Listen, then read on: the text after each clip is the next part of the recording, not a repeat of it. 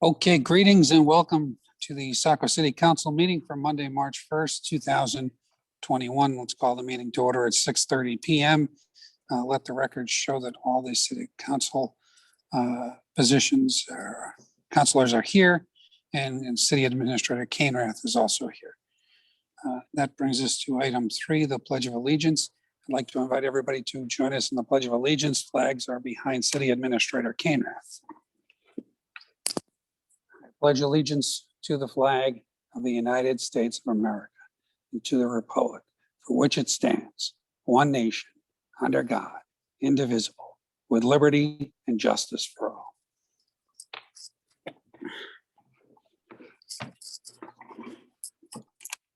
Thank you, everyone. That brings us to item 4 under general. There is no general agenda items at this time. Item 5, committee correspondence to council. Any committee correspondence at this time?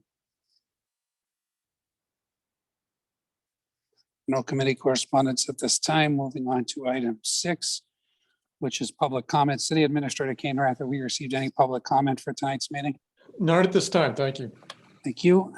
At this time, open it up to members of the public that would like to speak to the city council. Please use the raise hand feature of the Zoom platform or *9, and you'll be unmuted to give your comments to the council. Again, the raise hand feature or *9.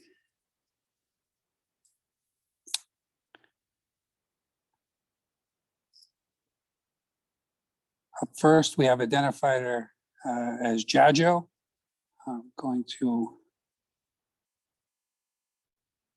Bob. Kathleen, you've been allowed to go ahead and unmute. Please state your name and address for the record and present your comments to council.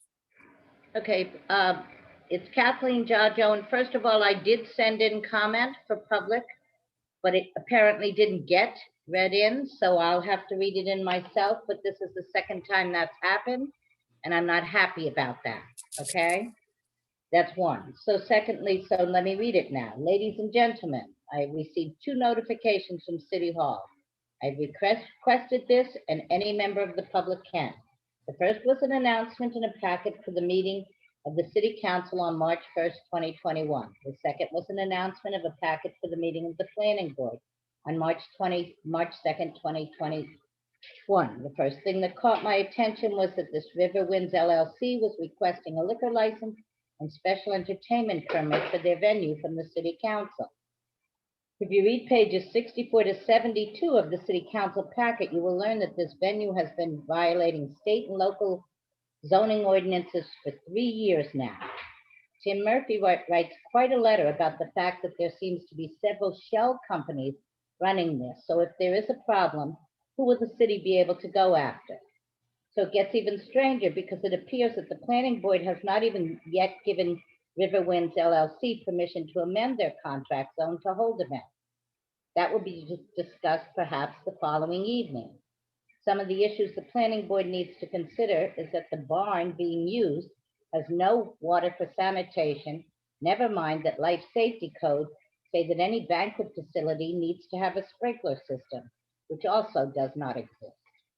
Having written all of that, why would our elected officials allow River Winds LLC to circumvent the proper procedures and put the city in a liability position if something does happen at one of these events?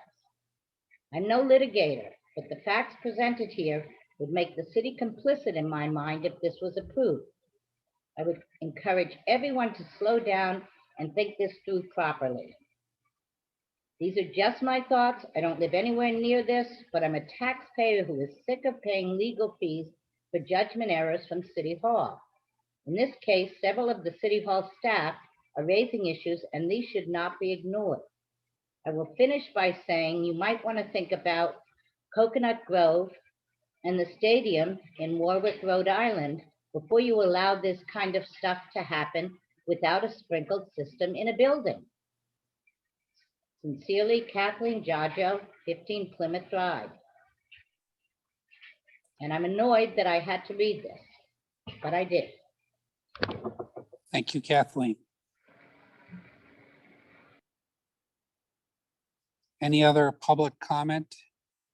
Again, those wishing to speak, please use the raise hand feature of the Zoom platform or star 9.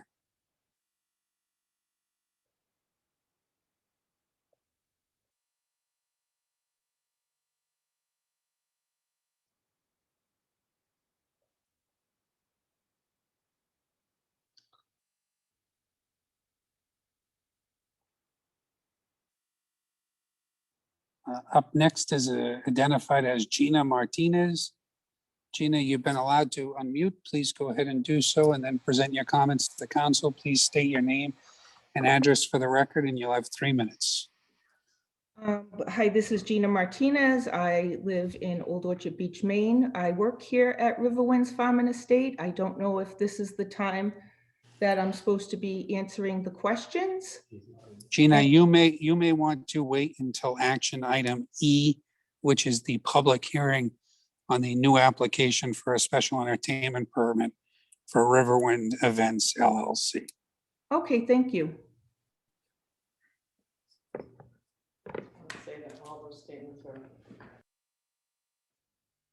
Any other public comment?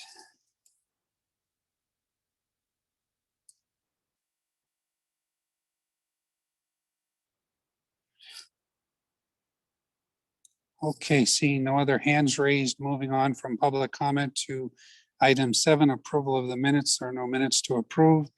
That brings us to item 8, consent items. Item A is confirm mayor's reappointments to Parks and Rec Advisory Board. And then B is unencumber FY20, FY21 TIF budget fund for fire station land acquisition and communications tower. Is there anyone who wants to remove anything from the consent agenda? Mr. Mayor, Councilor Johnston? could we remove item B, please? Sure. Without objection, item B is removed and moved to action items. That leaves item A and confirm the mayor's reappointments. At this time, is there a motion to accept the consent agenda? So moved. So moved.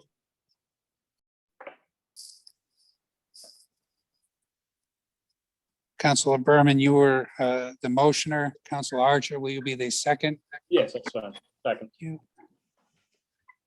Any discussion on the consent items? A roll call vote. Councilor Archer, Aye. Councilor Purdy, Yes. Councilor Gunn, Yes. Councilor Berman, Yes. Councilor McPhail, Yes. Councilor Johnston. Yes. Motion passes 6-0. Thank you. That brings us to item 9, action items. And we have what was consent item B is now action item A. And so on and so forth. So we have action item, consent agenda item B, I'm sorry, and that is Councilor Purdy. Thank you, Mr. Mayor. During the fiscal year 20 TIF budget process, the Economic Development Commission recommended to the City Council, and the City Council approved $200,000 for land acquisition for the new fire station and $200,000 for a communication tower to be earmarked for funding from the TIF number 1 Industrial Park Road. During the fiscal year 21 TIF budget process, the EDC recommended to the City Council, and the City Council approved $60,000 for the communication tower to be earmarked for funding from the Industrial Park Omnibus TIF District. Total encumbered for both fiscal years was $460,000. Since this project is not slated to happen during the next few years, it would be best to unencumber the $460,000 for use in the fiscal year 22 budget for economic development and city infrastructure projects that will be proposed during the fiscal year 22 budget process. I move that the City Council approve unencumbering $400,000 from the fiscal year 20 TIF budget and $60,000 from the fiscal year 21 TIF budget earmarked for fire station land acquisition and communications tower from the Industrial Park Omnibus TIF District approved fiscal year 20 and fiscal year 21 budgets. Second. Motion's been made by Councilor Purdy, second by Councilor Johnston. Discussion? Councilor Johnston? Thank you. Now, I just wanted it read into the record. I had some comments made over the weekend seeking clarity as to what we were doing, and I just wanted it to be understood that what we're doing is freeing up this money to be used for other purposes other than what it was originally slated for. So that's really all I had, and I don't know if Ms. Coulbet can add anything to it, but the questions were really, again, surrounding this money will not be used at this date for a fire station or a communications tower. It'll be used for other purposes. Thank you. Thank you, Councilor Johnston. I think you're absolutely correct. That's what this motion is to do, is to free up those TIF funds. Any other questions?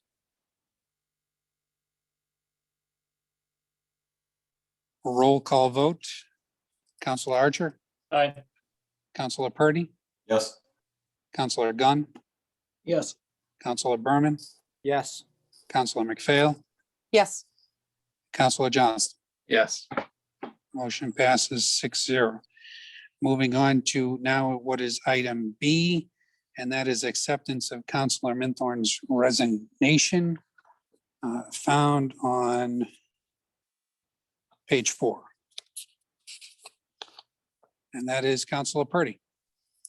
Thank you. During the February 22nd, 2021 council meeting, Councilor Alan Minthorn announced his resignation from the Ward 5 seat effective immediately. Councilor Minthorn has submitted a letter of resignation, and if accepted by council, the position will be vacated immediately. Be it ordered that the City Council accepts the resignation of Councilor Alan Minthorn effective immediately. Second. Motion's been made by Councilor Purdy, second by Councilor Johnston. Any discussion? Roll call vote on accepting the resignation. Councilor Archer, Aye. Councilor Purdy, Yes. Councilor Gunn, Yes. Councilor Berman, Yes. Councilor McPhail, Yes. Councilor Johnston. Yes. Motion passes 6-0. That brings us to now what is item C, and that is the appointment of a deputy mayor found on page 6. Councilor Gunn. Thank you, Mr. Mayor. Article 2, Section 2.5, Election and Terms, subsection C of the Charter states, the City Council shall elect from its membership a deputy mayor who shall exercise all powers of the mayor during temporary absence or disability of the mayor. In the event of a vacancy in the office of mayor, the deputy mayor shall assume the office of mayor with all the duties and obligations of that office in accordance with provisions of Section 2.6, subsection 1. Councilor Minthorn's resignation leaves the deputy mayor seat vacant.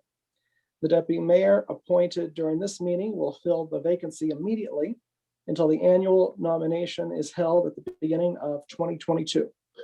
Staff recommends the election of a deputy mayor.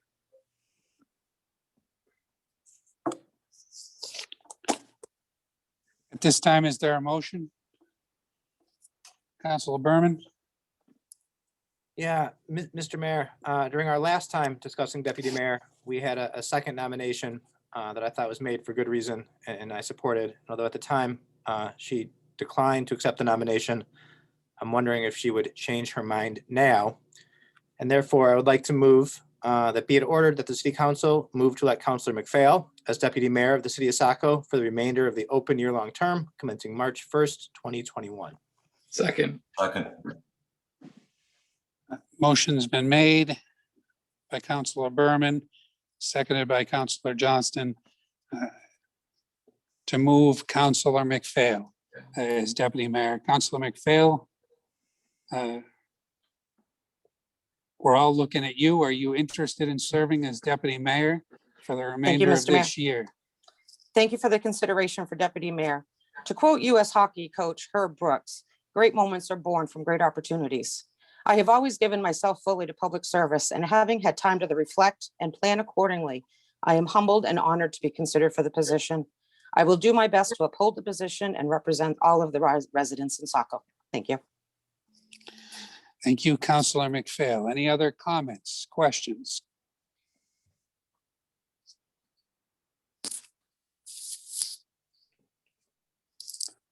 Okay, roll call vote on the motion to elect Councilor McPhail, Deputy Mayor for the city of Saco.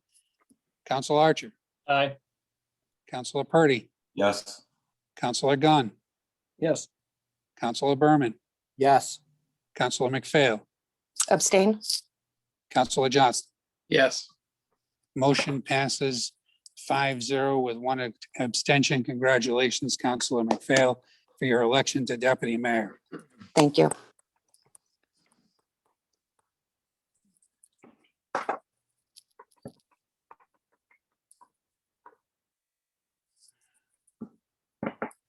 That brings us to what was item C is now going to be item D, a public hearing contract zone agreement by and between River House Realty LLC and the city of Saco, 146 Main Street, page 7 of your packet. Councilor Johnston. Thank you.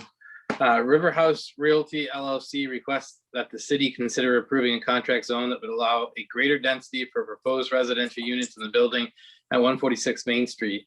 The parcel is about 6,969 square feet in area and was acquired by the current owner in February of 2018. John Miley, manager of the property, has submitted a request for a contract zone review with the goal of converting existing office space on the second and third floors to 12 residential units, given the size of the parcel and the required minimum lot area per dwelling unit of 1,500 square feet in the B3 zone.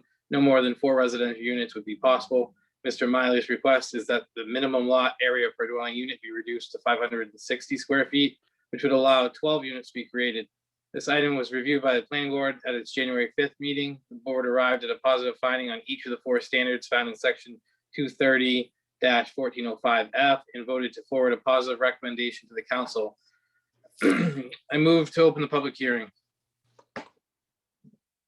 Motion's been made by Councilor Johnston to open the public hearing. Is there a second? Second? Second by Councilor McPhail. On opening the public hearing, any discussion? A roll call vote. Council Archer, Aye. Councilor Purdy, Yes. Councilor Gunn, Yes. Councilor Berman, Yes. Councilor McPhail, Yes. Councilor Johnston. Yes. Motion passes 6-0 to open the public hearing at 6:48 PM.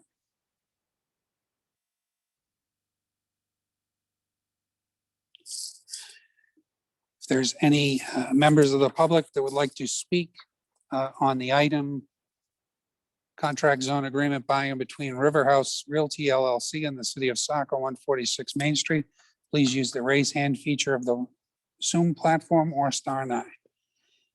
First up in the public hearing, we have identifier Kelly Archer. Kelly, you've been allowed to speak. Please go ahead and unmute, state your name and address for the record, and provide your 3 minutes of comments to council.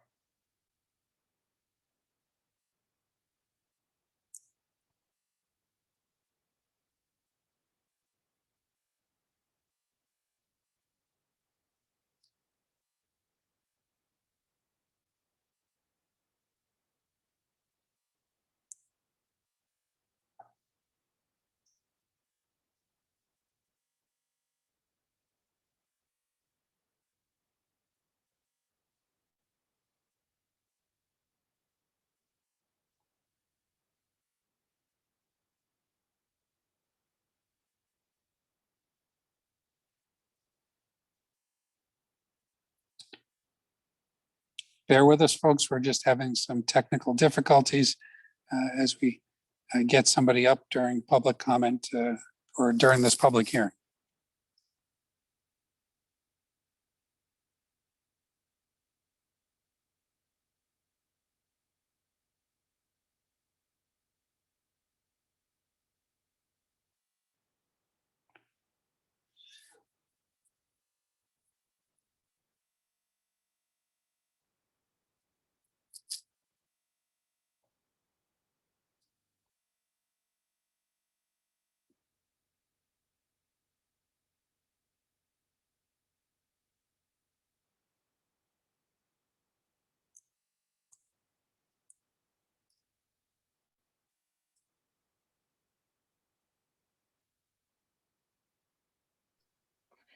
Hello, can you hear me?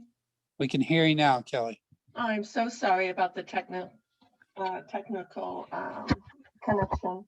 I don't have the page up for me. Maybe Joe, the council liaison to the HPC. I'm speaking on behalf of the HPC to make sure you're not only in the B3 district on the CZA, but to add the historic district overlay to, I think, what is it, Councilor Dunn, 1C?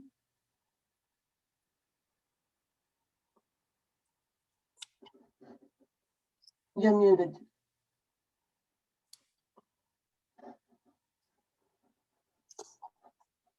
I'm sorry, Mr. Mayor, do you understand what I'm saying?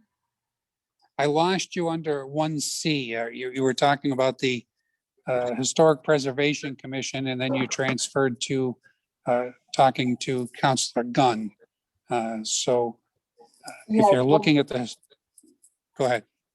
When I lost the connection, I also lost the packet online. And so it's under the contract zone agreement. Just go Yep. to one, and I think it's C or D. And it says that it's located in a B3 district to be consistent with all the historic district CZAs that mention the zone plus the historic district overlay. Could that be edited in so all CZAs are consistent within the historic district? So under item C, page 8, under the actual contract zone agreement, you would Yeah. like a letter to be put in there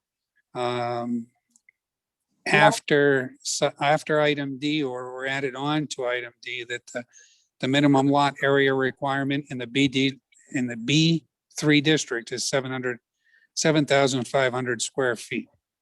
And you want to add in the historic preservation overlay at that portion.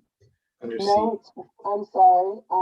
Again, I can't bring up the packet, but it's about the fourth line down, and it says where it's located, this particular subject parcel. And So the it's subject property is located within the B3 downtown business district, which includes in its permitted uses, multifamily dwellings. And you would go B-3 district and the historic district because it's included in both districts. And that will be in keeping with the other CZAs that are in the historic district that mentions both zones. Okay, thank you. Thank you very much.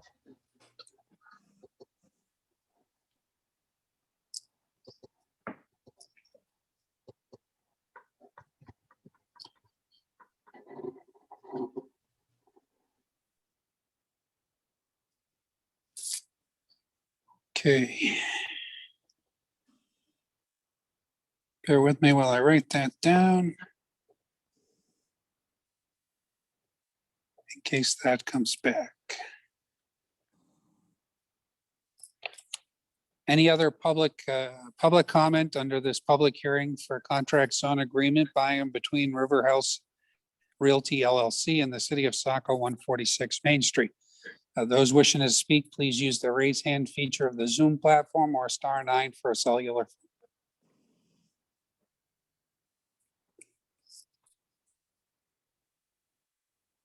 Seeing no hands. Oh, I spoke too soon.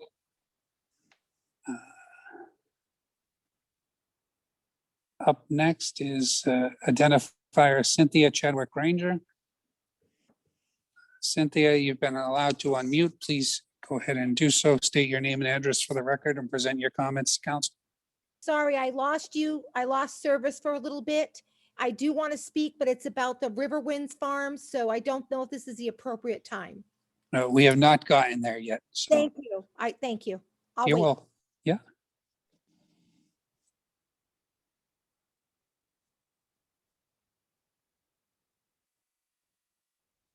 Up next, we have identifier Barbara Coleman.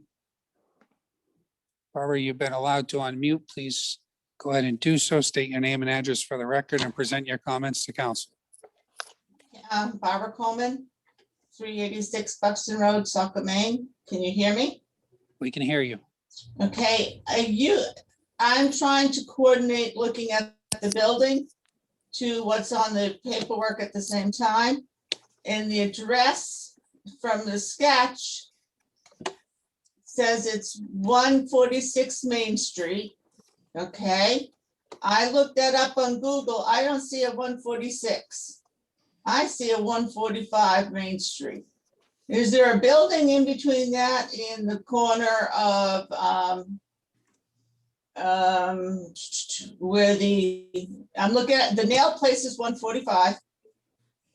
And then you have the Saco House of Pizza, which is your next building, which would be, I don't know what number that is, but in between, I don't see any under buildings on at least Google Map.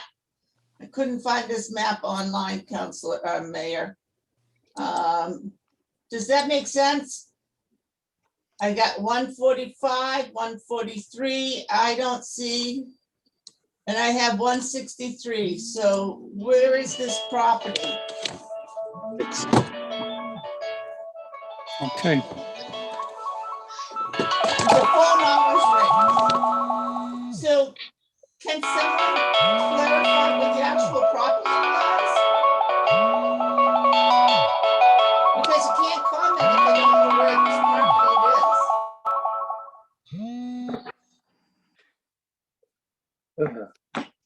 Barbara, I'm not sure you were done with your comments, but is. No. there was a, we can hear you. There was a cell phone going off. We're going to try to get an answer to your question. Because I can't make my public comment until I see, but if it's where I think it is, which is that combination. 146, It's across the street.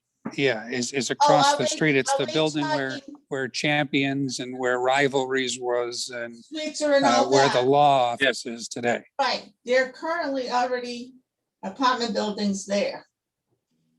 Is there an apartments at this time? Are we adding more apartments to that building along with the office space?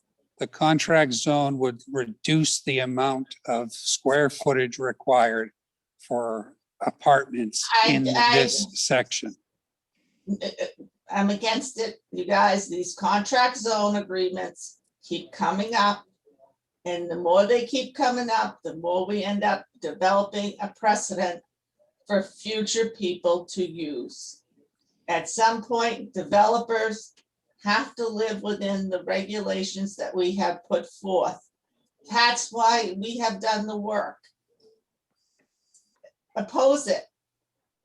Start living within the rules and regulations of what council has approved over the years. And if people are not satisfied, find another location, because at some point, you're gonna have you're gonna be a miniature New York City, paying their rent of $3,000 for a little apartment. Thank you. Thank you, Barbara.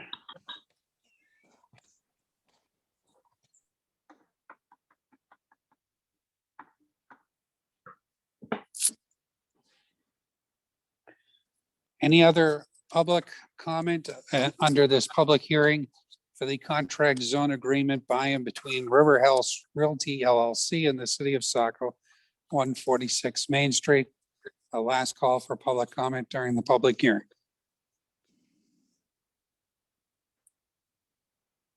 Councilor Johnston. I move to close the public hearing and to schedule the second and final reading of the contract zone agreement by and between River House Realty LLC and the city of Saco for March 8th, 2021, for the property identified as tax map 38 lot 4, as authorized by section 1405 of the zoning ordinance pursuant to 30A MRSA section 43528. Motion's been made by Councilor Johnston. Is there a second? Second. Second by Councilor McPhail. Discussion? Is there any objection for staff making the requested change by the Historic Preservation Chair, Kelly Archer, to, excuse me, add in the Historic Preservation District under section 1C of the contract zone agreement. No, Mr. Mayor. Councilor Johnson. Yes. Obviously Kelly was having issues tonight with her connection. She spoke at the public hearing for the planning board, speaking to the point she made tonight. And I believe Isabel said she was going to make those corrections and they probably just haven't been made. So I'm definitely not opposed to adding those. Thank you. Thank you. City Administrator Canrath, can you see that those comments are made and put into the contract zone for the second and final reading? No problem. We will do that. Thank you. Any other discussion on this item? All right, roll call vote. Councilor Archer. Aye. Councilor Purdy. Yes. Councilor Gunn. Yes. Councilor Berman. Yes. Councilor McPhail. Yes. Councilor Johnston. Yes. Motion passes 6-0 to close the public hearing and set final reading for March 8th.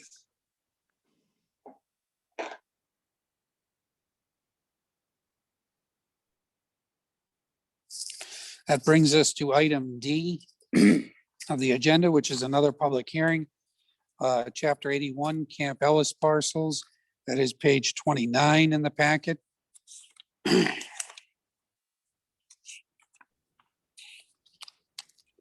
That is Councilor Berman. Thank you, Mr. Mayor. The city has received requests from 3 Camp Ellis property owners to consider the sale of 3 small city-owned parcels that abut parcels owned by the 3 individuals.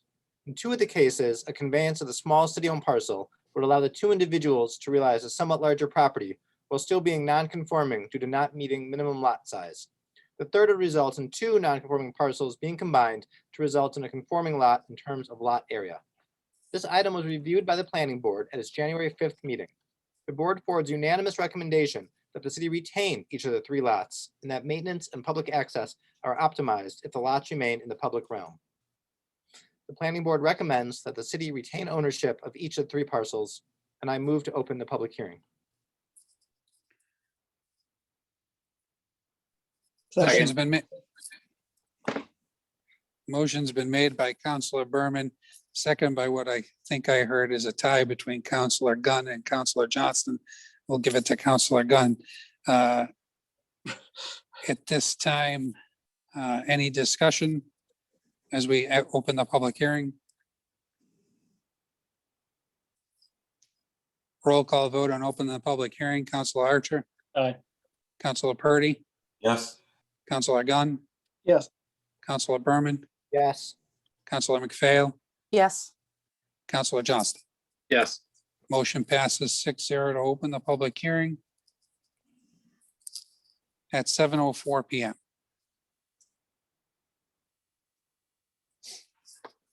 If there's anyone who would like to speak during the public hearing, please use the raise hand feature of the Zoom platform or *9.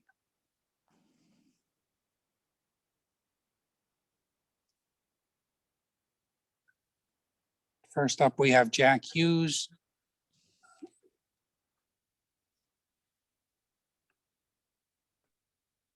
Jack, you've been allowed to speak. Please go ahead and unmute, state your name and address for the record, and present your comments to council. Hi, Jack Hughes here. I live at 7 Pearl Ave in Saco, Maine. And I have asked to speak on behalf of this issue for a number of reasons. Number one, I believe I've talked to a number of the councilmen and women, as well as yourself, Mr. Mayor. And I believe that the issue is difficult for everyone, but very important for me, as well as my neighbors. The map that I received from the city of Saco, I believe is inaccurate because it demonstrates that as a property that is complete in its integrity. It is not. If you took the map that I received and drew a diagonal line from the left upper corner of my map to the right lower corner of Mr. Dakota's map, that's actually where the seawall forms. So we're talking about a wedge of property that has no significance to anyone except, in my case, except to me, because that little wedge of land allows me the opportunity to apply to the EPA for a variance so I could extend the deck on my house or cottage actually there, so that that extended deck might serve to further protect my property from the ravages of the ocean.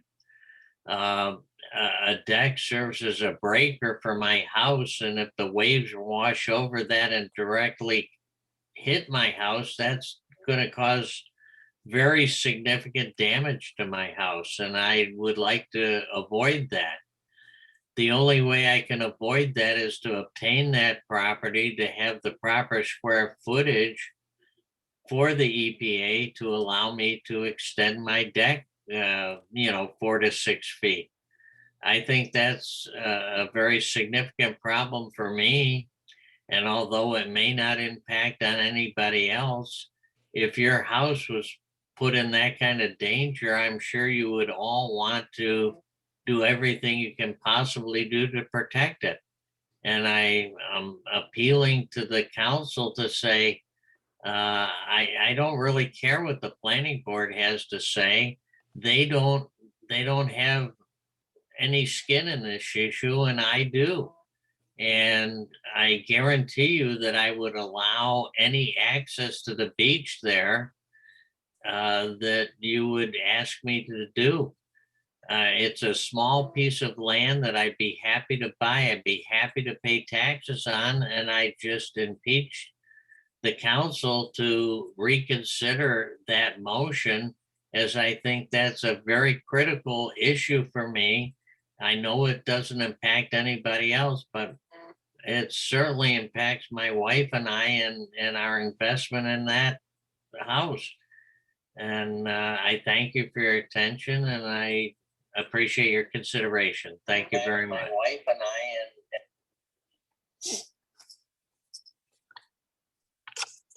Thank you, Jack.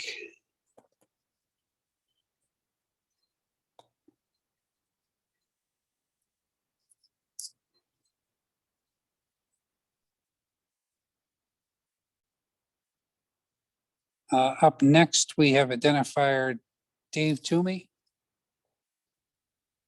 Dave, you've been allowed to unmute. Please go ahead and.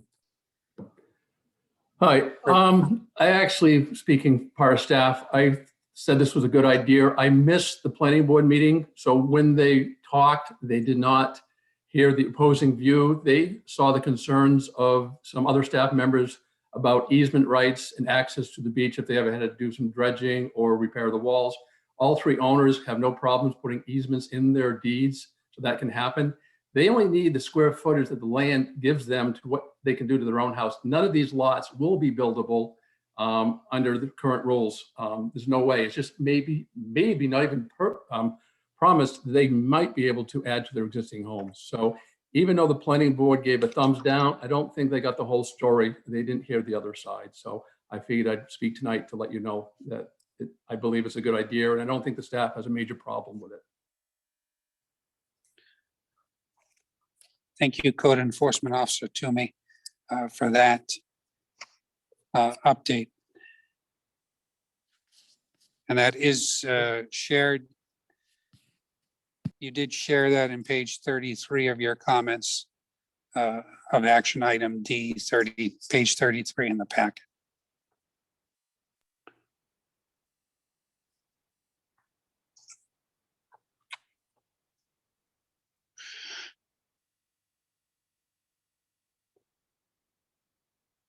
Up next is Zoom user.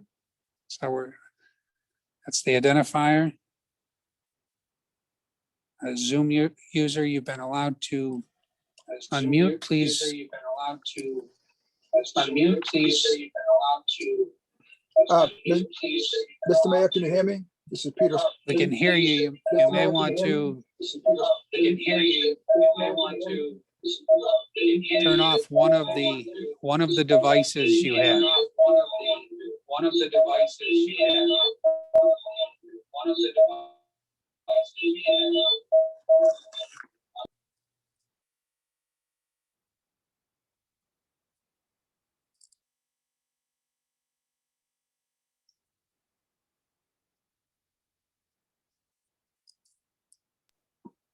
Can you hear me now, Mr. Mayor? This is Peter Sconti. Yes, we can hear you much better, Peter. Yes, we can hear you much better, Peter.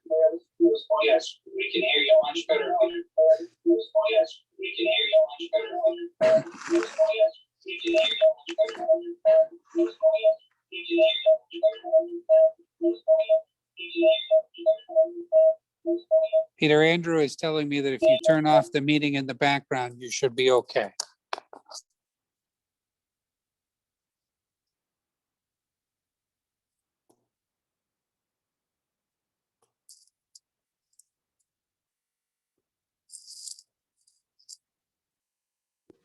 Is that better, Mr. Mayor? We can hear you. Is that better, Mr. Mayor?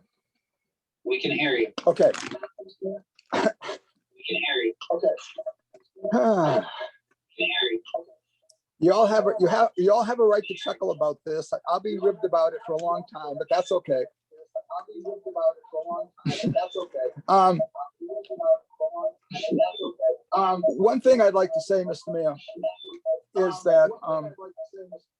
is that the planning board, in its consideration of this, of which I am a member currently,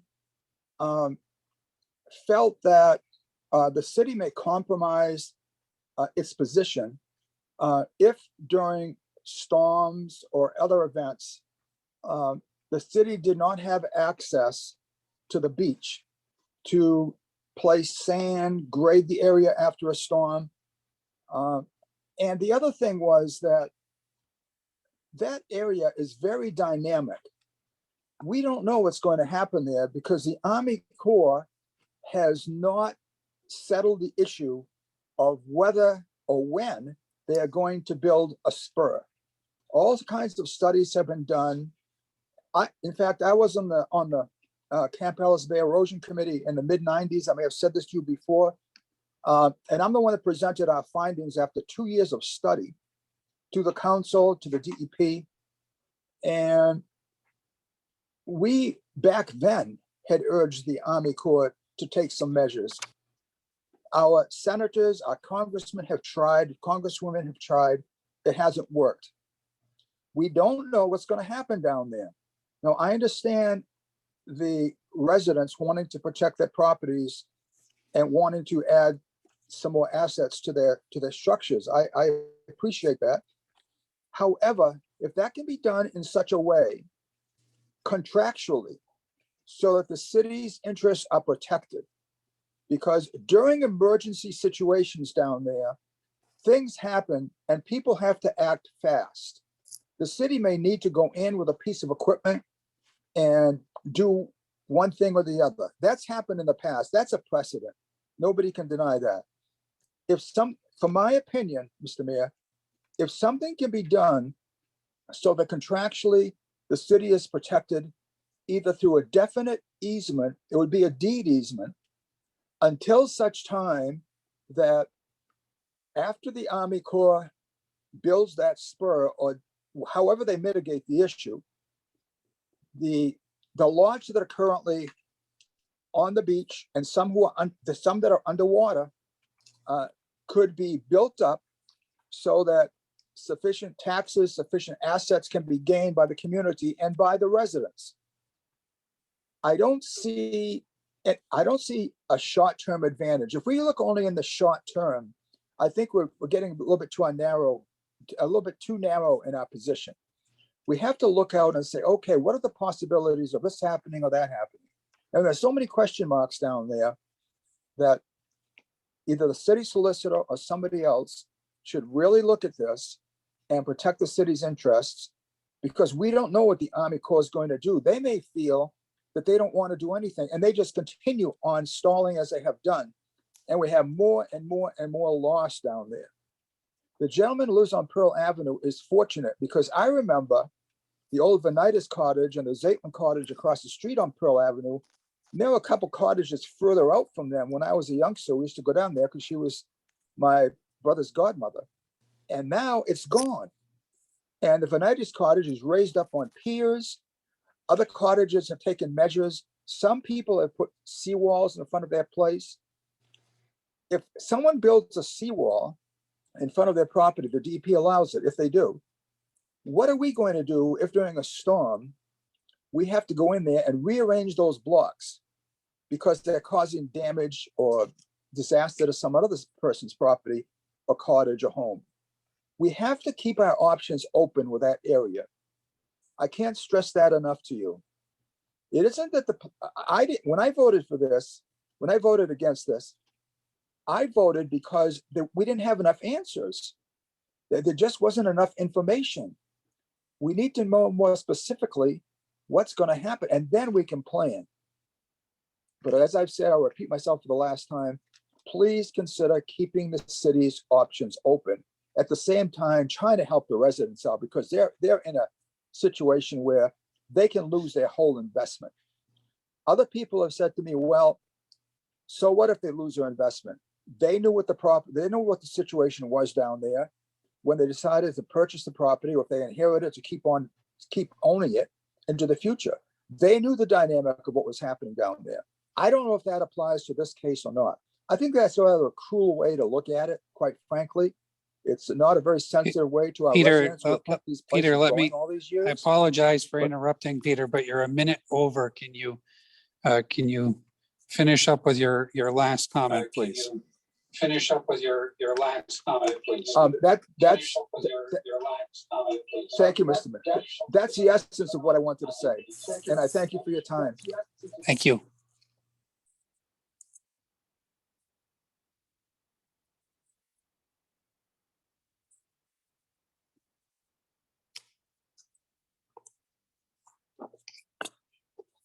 Up next is identifier John Harkins. John, you've been allowed to go ahead and unmute. Please do so and state your name and address for the record and present your comments to council.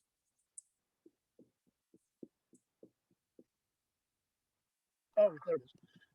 Members of the council, Ms. Mayor, my name is John Christopher Terrace Saco. Just a couple of comments. We know we're moving pretty fast with some of these policies, and a couple of things that have crossed my mind and have been brought to my attention by a couple of young people such as myself involves billing. The ambulance, for example, when people are on Medicaid or Medicare, it picks up the tab for a portion of the cost of transport. The balance due is being billed by the city. I believe this is John, can I unlawful. interject? Is this about the Chapter 81 Camp Ellis Parcels discussion? That is No, the I'm public sorry. hearing we're on. I'm terribly sorry. I just came in late. Sorry. Okay, thank you. Retract my comments. I thought it Thank was you. public session, that's all.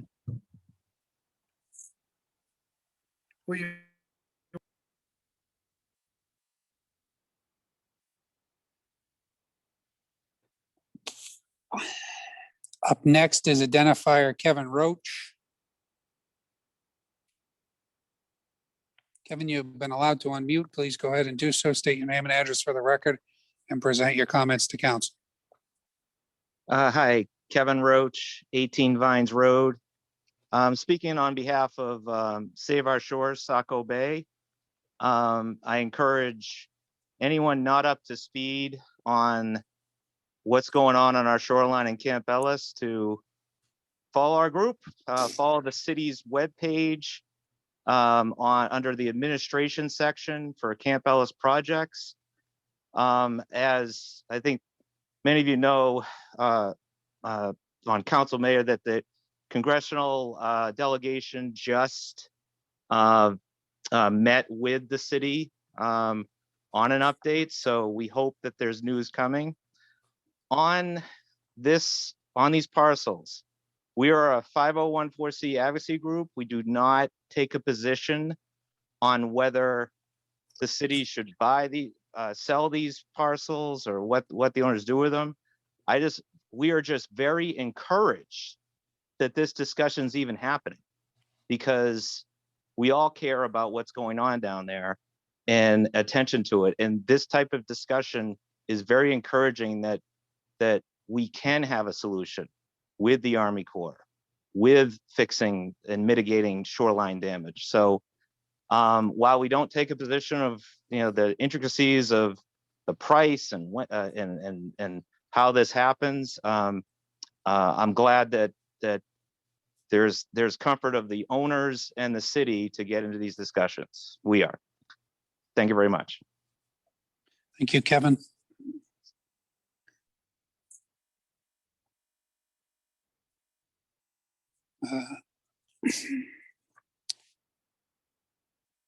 Up next, we have Dave Toomey with his hand up again.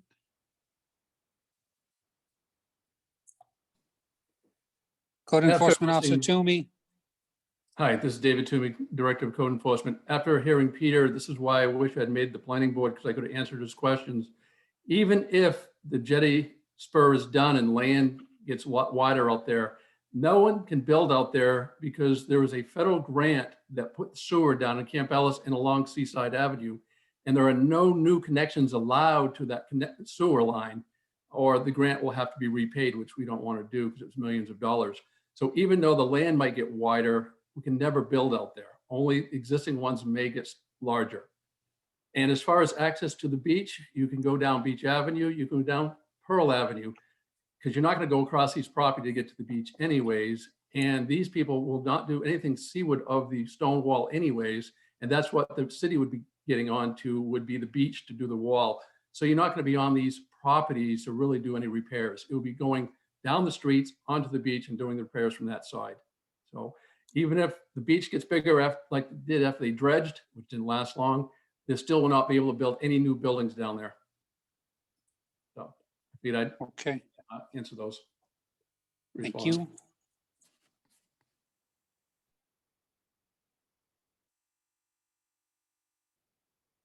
Up next, we have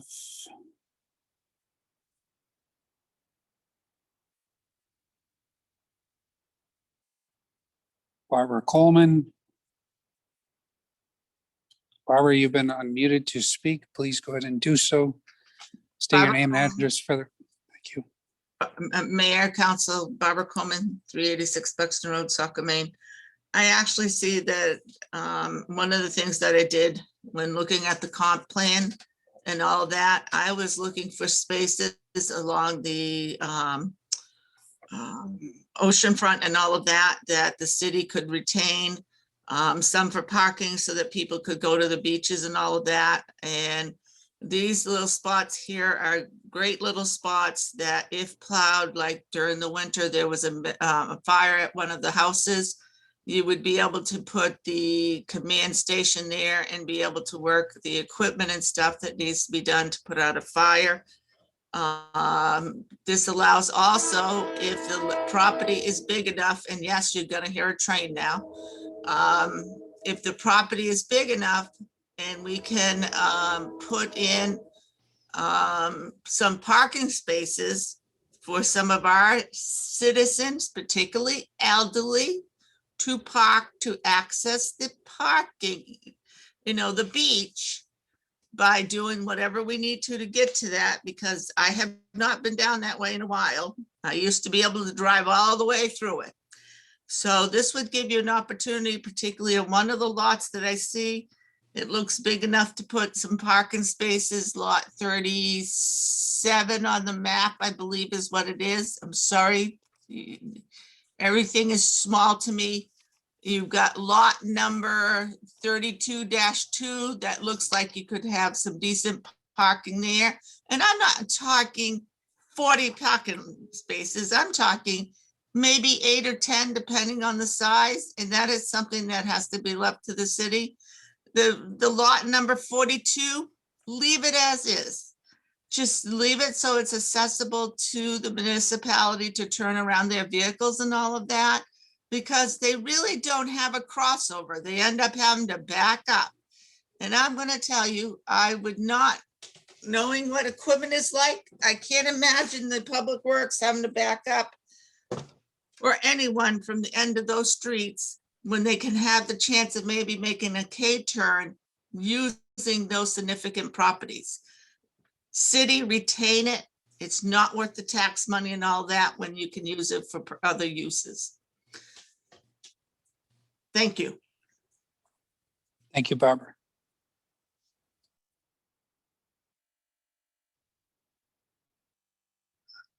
Next, we have identifier JC.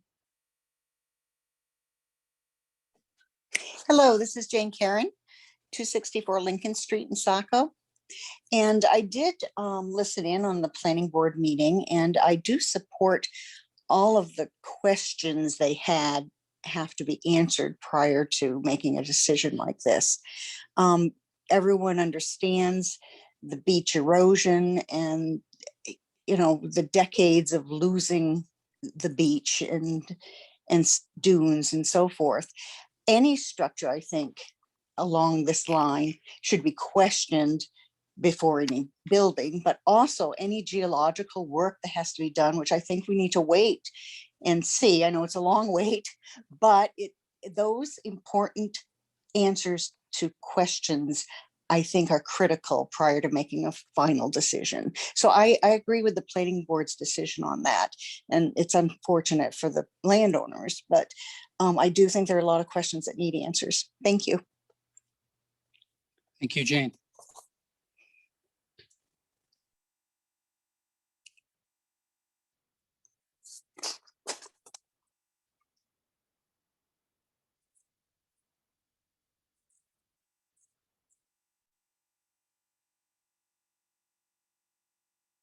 Okay, we have any public that wants to speak during the public hearing that hasn't spoken already?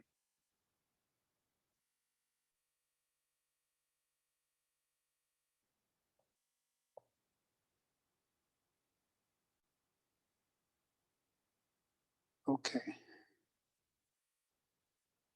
Identifier Zoom user. It's Peter Scontris again, Mr. Mayor. David spoke twice, so I thought I'd jump in. David mentioned about the seawalls, and I respect David. Let me say this at the outset. I respect him highly, and he's doing great work for the city. But I don't think he has the background to understand what's happening down there. I don't think many people have. Now, Barbara Coleman, who I don't always agree with, by the way, did say that that property may have some benefit to the city later.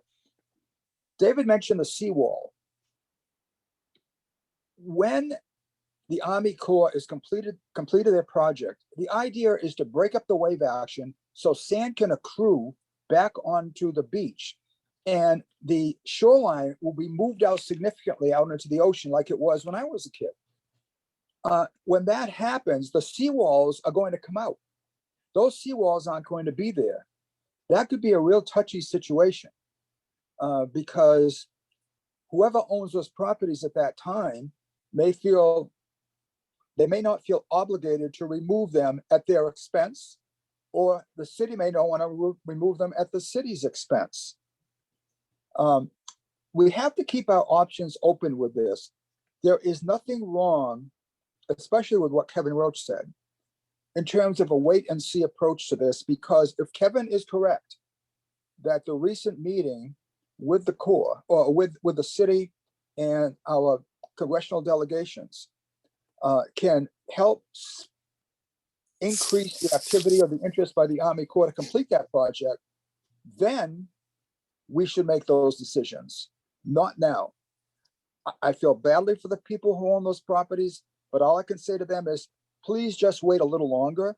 Let's see how this plays out. I'm encouraged that, especially with some of the potent people we have in the Senate, and especially in Congress now, in some of these higher committees, that they have the will and they have the power to help us. That's what we need. We're not going to accomplish it on our own. We need their help. And if what Kevin says is true, I have no doubt that it is, and that kind of optimism is justified, then let's not undercut it. Let's not pull the rug out from under the process. Let's just wait a little bit and see. Thank you very much for your time. Thank you, Peter.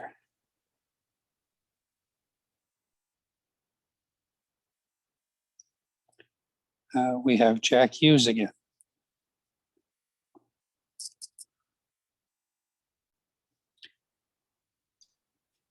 I'm sorry to be a pest. I have listened to what everybody's had to say, and I respect all of their opinions. Referable to Barbara, you can't even turn around a vehicle because there's no room between my front steps and the seawall to permit a vehicle. So I respectfully think that's the amount of land there. You can't park one car, let alone two or three. I understand that the issue with the Army Corps of Engineers is not something that we can decide upon tonight. And I guarantee you, and even if you need it in writing, I'll give you in writing, they may have access to anything there. But that little tiny piece of land, which means absolutely nothing to anyone but me, I don't understand the reluctance. I clearly don't. It's not a piece of property, as Inspector Toomey has said, that you can do anything with. And no one else who has talked tonight has a vested interest in that except for us. You're not getting any return on that property now. I could buy it and pay taxes on it and be happy to do so. I just want to have the opportunity to do that. And I am imploring the city council to consider practical. By the time the Army Corps of Engineers figures out what they need to do, I may be long dead and you can argue this was someone else. So I'm just asking you to please consider the possibility that this is something very practical to people who live there. And we're trying to protect what we have. It's not a little investment, it's a big investment. And I would appreciate your strong consideration to the needs of the people who are actually living there, not the concerns of people who are far away and have no vested interest. Thank you. Thank you, Jack.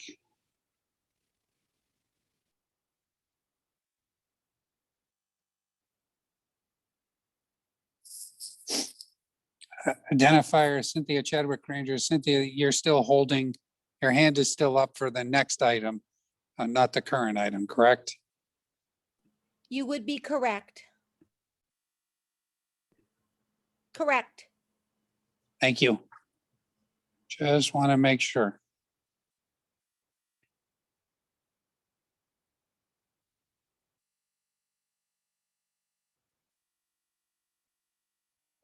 Any other public comment during public hearing on this item?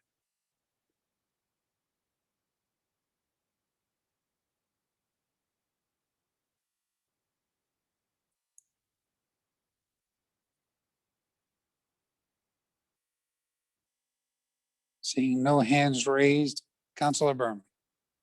I move to close the public hearing and to schedule the second and final reading for the Chapter 81 consideration of properties identified as Tax Map 1, lots 31, 36, and 42 from March 8th, 2021. Motion's been made by Councilor Berman. Is there a second? Second. Second by Councilor McPhail. Any discussion?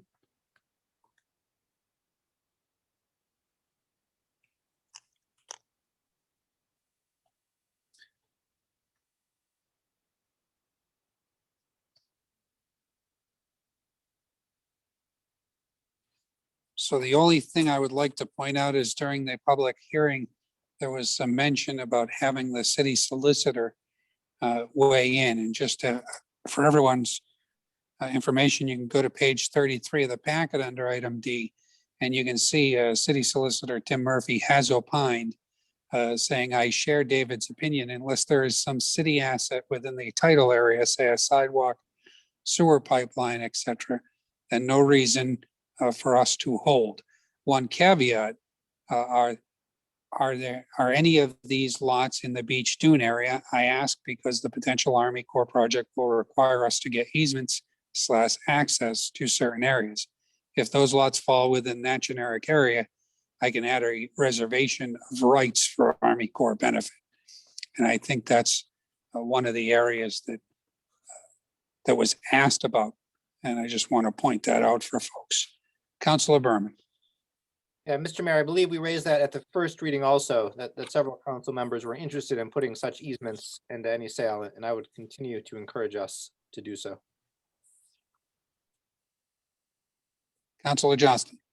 Thank you. While I can respect Attorney Murphy's opinion, I don't think he's really an expert in this particular area. And I think at a prior meeting, I had asked if we had any discussion with anybody from the Army Corps or any legal counsel in that regards as to, how they would view this. And so I guess I'm still waiting to hear an opinion on that. Thank you. Thank you, Councilor Johnston. I wasn't pushing any agenda. I was just pointing it out to answer the question of the public member who asked, having the city solicitor opine on the matter. So, City Administrator Canrath, do we have an answer for Councilor Johnston's question? And can we get the Mr. Mayor, as you know, we've had no contact with the Army Corps outside of our congressional delegation representatives, if that's what we're looking for. I would just, in the past, I don't remember the attorney's name, but in the past, we had legal counsel involved with whether it was drafting the letter of support or something else. I'd have to look it up. That he weighed in pretty clearly on matters related to land in Camp Ellis. And so I guess if that individual was available or directly communicating with the Army Corps would be helpful in coming to a conclusion on this matter. Thank you.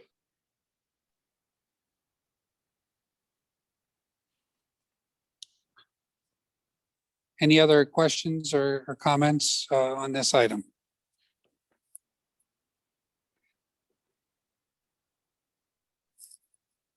So the vote is to close the public hearing and move to second and final for the 8th. Motion was made by Councilor Berman, seconded by Councilor McPhail. A roll call vote, Councilor Archer. Aye. Councilor Purdy. Yes. Councilor Gunn. Yes. Councilor Berman. Yes. Councilor McPhail. Yes. Councilor Johnston. Yes. Motion passes 6-0.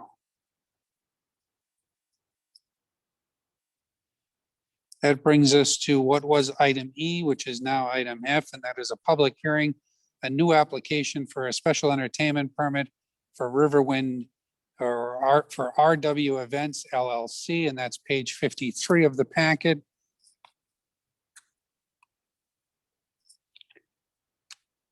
And that is Councilor Archer. Yes, thank you, Mr. Mayor. Beth Austin, doing business as RW Events LLC, 121 Loudon Road, has applied for a new special entertainment permit. The permit will be concurrent with the establishment's liquor license. The applicant has paid all applicable fees, and the clerk has properly advertised the public hearing in accordance with Saco City Code, Chapter 93, Entertainment, subsection 93, Tech 2. I move to open the public hearing. Motion's been made by Council Archer to open the public hearing. Is there a second? Second.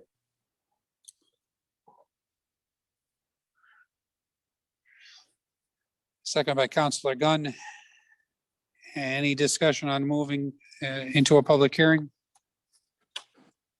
Mr. Mayor, Councilor Johnston? thank you. I'm just really just seeking clarity why this is even really before council tonight. I mean, it seems clear that there's a lot of outstanding issues. And again, I'm not saying, you know, my opinion on this matter as it relates to what's before us. I'm just curious why, in the order of things, this is before us now, prior to the planning board making their determinations and addressing some of these other outstanding issues that staff has raised. So it just was, I guess the administrator could clarify, you know, is this the appropriate time to be even ruling on this? Thank you, Councilor Johnston. The reason why this is before us is their special entertainment permit has run out.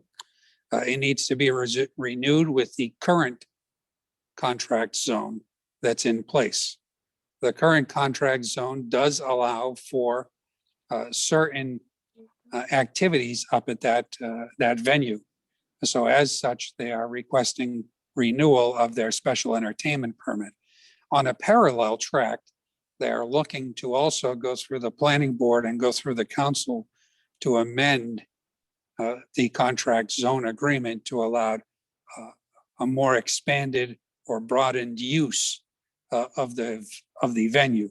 But today, what you're being asked to look at is just renewing the special entertainment permit as they have weddings lined up that they're hoping to be able to facilitate this year, even though they lost out on several weddings last year. So it's one of the things where we're just renewing a special entertainment permit.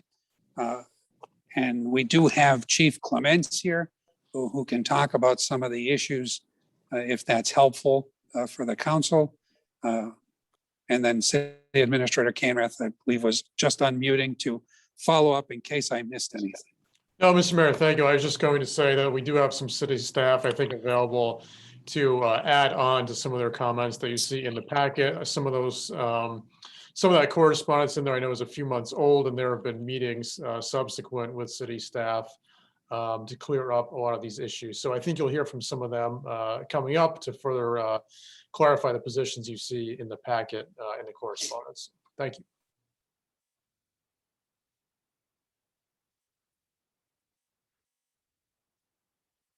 Any other questions or concerns? Councilor Purdy?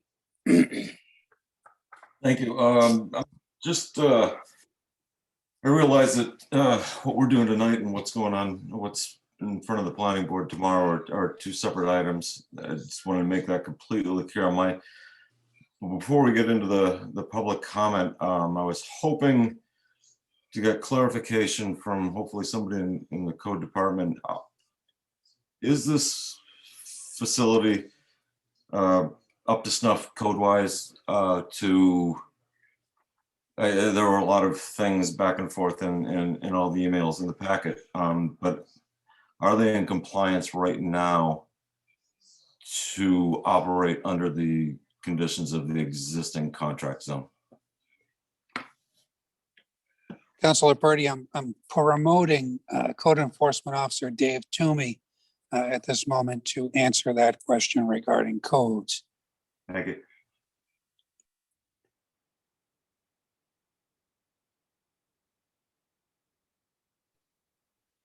Code Enforcement Officer Toomey, can you hear us? Yes, I can. Greetings and welcome. Thank you. Basically, I wasn't aware that I was going to be part of this meeting tonight until the last moment, so I haven't had a chance to look through the whole file.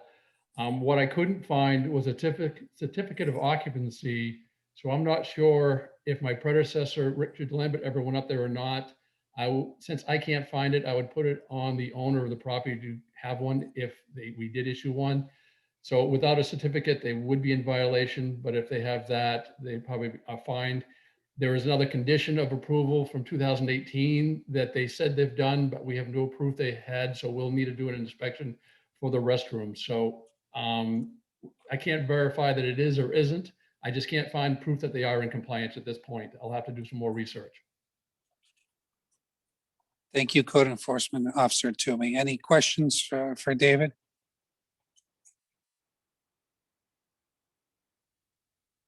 Councilors, just as an FYI, I also promoted Police Chief Jack Clements to answer any of the questions that you might have surrounding some of the complaints, if there are any.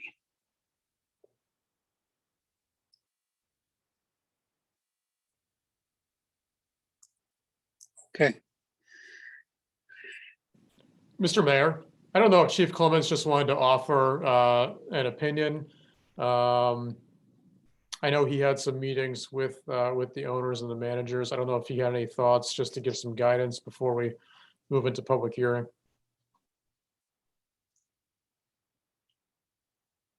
Chief Clements.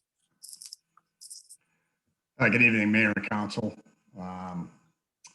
So I did have some conversation with the manager out there, Gina Martinez. We had a lengthy discussion about some things that came up last year. It sounds like from speaking with her that those issues have been cleared up. So from the police department's perspective, I don't have any issues at this time, but I can't speak to any other department's issues. Thank you, Chief Clements. Any questions for the chief at this time?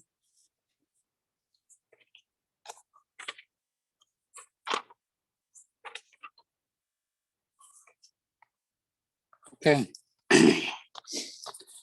At this time, we will move into a roll call vote on entering into a public hearing. And that was, motion was made by Councilor Archer, second by Councilor Gunn. Roll call vote on entering the public hearing. Councilor Archer. Aye. Happy birthday, Sadie. It's an aye for me, for us, I Thank should you. say. Councilor Purdy, Yes. Councilor Gunn, Yes. Councilor Berman, Yes. Councilor McPhail, Yes.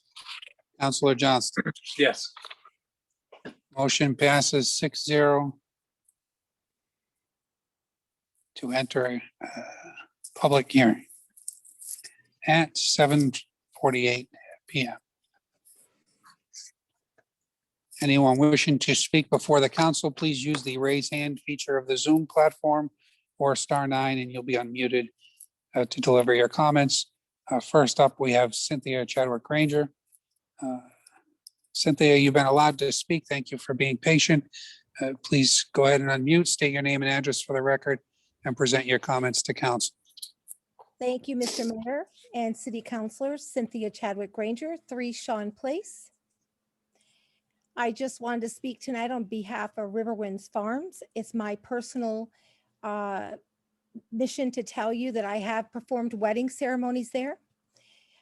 Beth Austin runs a tight ship, or should I say a tight barn. She is really, really good, very strict, and she gets done what she needs to do. I don't know anything about anything bad happening at this venue. I've never been part of that. All I can tell you is that the weddings performed there have been done, and they've been done correctly, and everything is done accordingly. They're very professional. And like I said, I have worked with them. I have to tell you, I do think this venue, in the rural setting that it's in, has been an asset to Saco. We do not have any wedding venues or event venues. And I think it is fantastic. And I think it's in the perfect location, easy to get to, and it's in a rural setting. So you all know me, and I'm just letting you know that I have been there, I have worked there. They are lovely people, they're hard workers, and very professional. So I just wanted to add that tonight. Thank you very much for your time. Thank you for all you do. Thank you, Cynthia.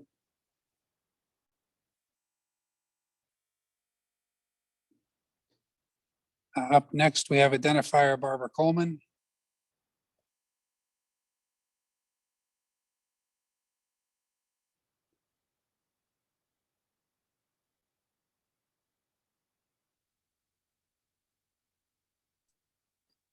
Can you hear me? Yes. Okay, a police car just went by, so it knocked out my Wi-Fi. Yeah, have fun.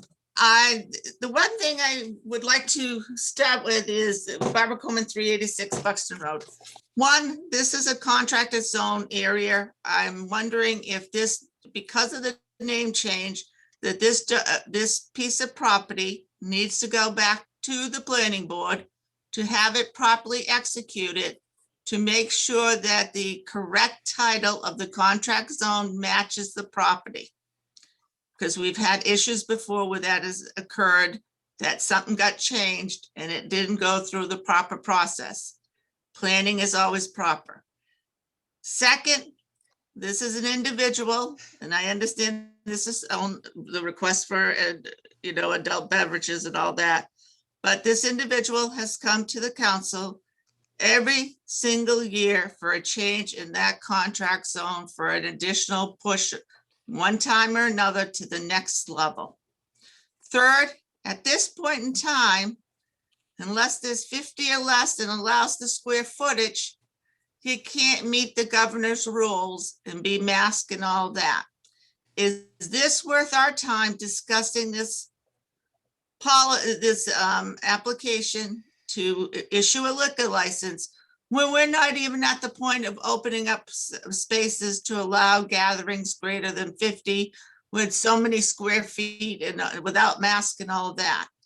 Is this not something that should be pushed off and in favor, put before us items that really need to be dealt with the city, and address this once the contract zone agreement has been changed, that the proper parties are listed? Because you're going to run into a conflict of, between documentation. You need to keep documentation succinct. Whatever it says on one, it should say on the other. We need to look at the bigger picture when we present this information. And I understand it's a simple license, but with it, it brings other things because of the contract zone agreement. I don't know if Bob Hamlin knows the answer to it, but I do know in the past, the governing body to make any changes to a contract zone, even name, is left to the planning board. Has any of this gone to planning board? Do we have Bob Hamlin that can answer that question? Barbara, this is a public hearing and it is going through the planning board So right now. That's a and I've stated question. that. That's a question. I will leave it as a question and hopefully one of the councilors will follow it up to find out the information. Thank you. It has been asked and answered. This is going through the planning board currently for a change to their contract zone agreement. That is separate and distinct from the special entertainment permit renewal that we're dealing with here tonight. Okay.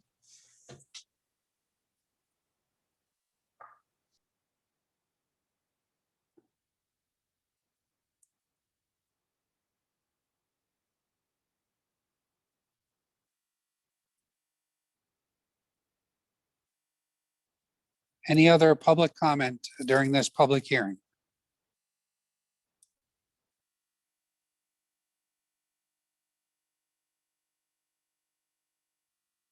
Up next, we have identifier as Katrina. Katrina, you've been allowed to unmute. Please go ahead and state your name and address for the record and present your comments to council. Yep, Katrina Botello, 116 Flag Pond Road. I'm sure you've heard of me before. Councilor Gunn, hello.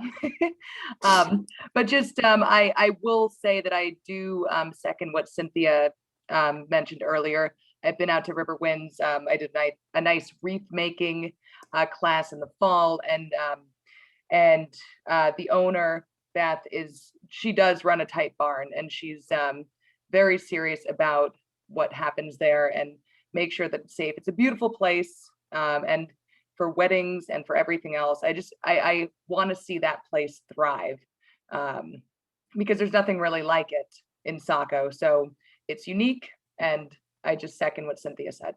Thank you for your time. Thank you, Katrina.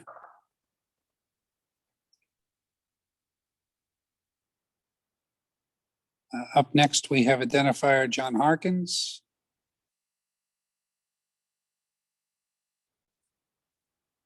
John, you've been allowed to unmute. Please go ahead and do so. State your name and address for the record and present your comments to council. John Harkins, 4 Christopher Terrace. This facility is a real asset to the community and it should be encouraged. However, I think the staff recommendations should be followed. It should be looked into, and all the questions that have been raised earlier should be answered before the council takes action. So I'd recommend that you table this item until such disclosures have been made. Thank you. Thank you, John.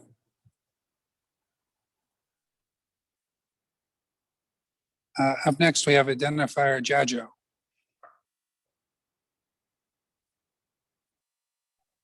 Kathleen Jajo, 15 Plymouth Drive, Saco. I second John's thing. Until we can find out whether or not this property is in compliance, we should not be issuing any liquor licenses. We have no idea of what the conditions are up there. Is it sprinkled? Does it have bathrooms? Does it have anything that it should have for this venue to operate legally? It needs to be up to code, and I think it should be tabled till we determine whether or not it's up to code. Thank you. Thank you, Kathleen.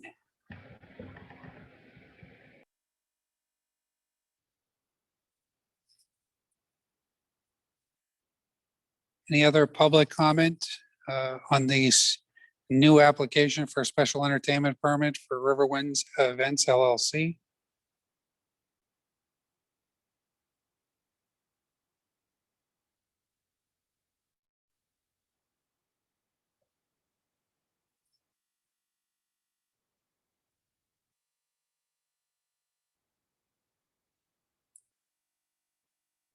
Gina, you've been allowed to unmute. Please go ahead and do so. State your name and address for the record and present your comments to council. Hello, Gina Martinez, representing 121 Loudon Road, which is where Riverwinds Events is located. And I just wanted to maybe answer some of the questions or concerns that the public has. We are licensed. We are licensed with the city of Saco. We have a health inspection license. For food and beverage catering. We have a dance license, which is issued through the state of Maine Fire Marshal's office. We were inspected by Darren Granada, full capacity. He gave us 288, and with a sit-down seated plan in the barn, 179 guests. Of course, we know things are different during this situation with the COVID restrictions. We are working with a lobbyist and who's been meeting with Heather Johnson at the DECD through Veril Dana and Main Street Solutions. We're expecting guidelines written specifically for our type of line of work, and they should be out on 3/9/21. We are fully insured liquor liability, dram shop liability, as well as general liability. And most of the vendors are required to submit a certificate of insurance, which is an extra layer of protection. And we do have restrooms. They have hot and cold running water, heat and air conditioning. As far as the contract zone issue that we will be talking about tomorrow night, the current contract zoning speaks to events such as weddings, graduations, horse shows, anniversaries, and similar events. And similar events is a very vague description. So when we found in 2020, all our clients, our contracted events canceling or postponing, we decided to do some self-sponsored events. And we did obtain permission from the state of Maine for all the self-sponsored events that we held here on the property. So I don't know if anyone has any other questions for me at this time.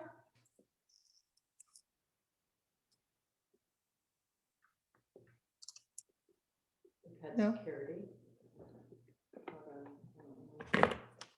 So the operation is running fully legal, insured, and with all the required permits and licensing.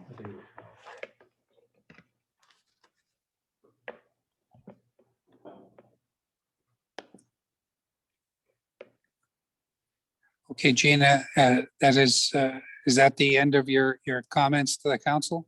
Yes, yes. Okay.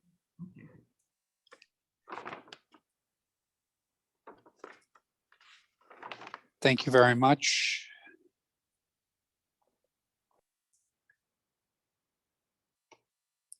Any other comments on this item? From anyone who hasn't spoken before we move on to a second round of folks. First, we have identifier Tim Smith.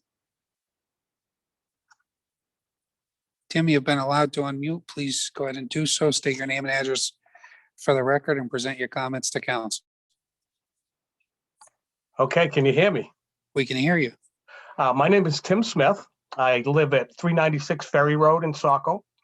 I have a business called Tailor Made Event Services. We provide security staffing and event staff throughout Southern Maine. And Riverwinds has been one of our accounts. And they have been for at least 2 years now. And I granted, these are real strange times that we're involved in right now. We have done a few events out there for them this year. They've always been in compliance of the 6-foot social distancing, as well as masks. And we also do COVID tracing, where we take down everyone's name and number. I mean, they're always in compliance. Beth and Gina, as other people have stated, run a pretty tight ship out there.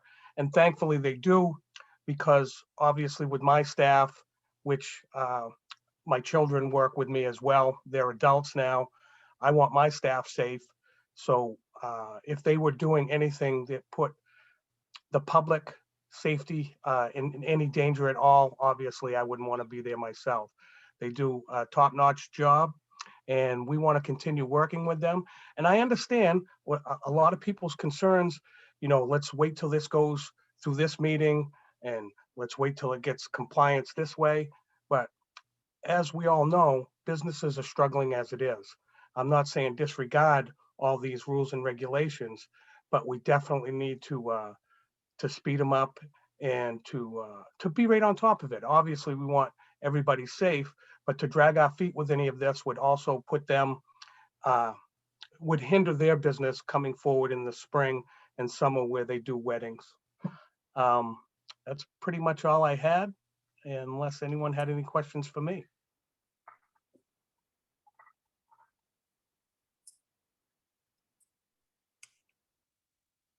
Thank you, Tim. Thank you, sir. Any other public comment at this time?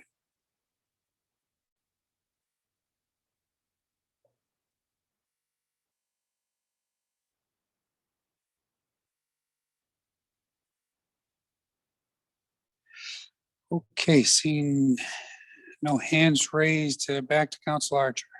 Yes, thank you, Mr. Mayor. I move to close the public hearing and be it ordered that the city council grant the new application submitted by Beth Austin, doing business as RW Events LLC, for a special entertainment permit for private events only as per contract zone agreement, and said permit to be concurrent with the establishment liquor license. I move to approve the order.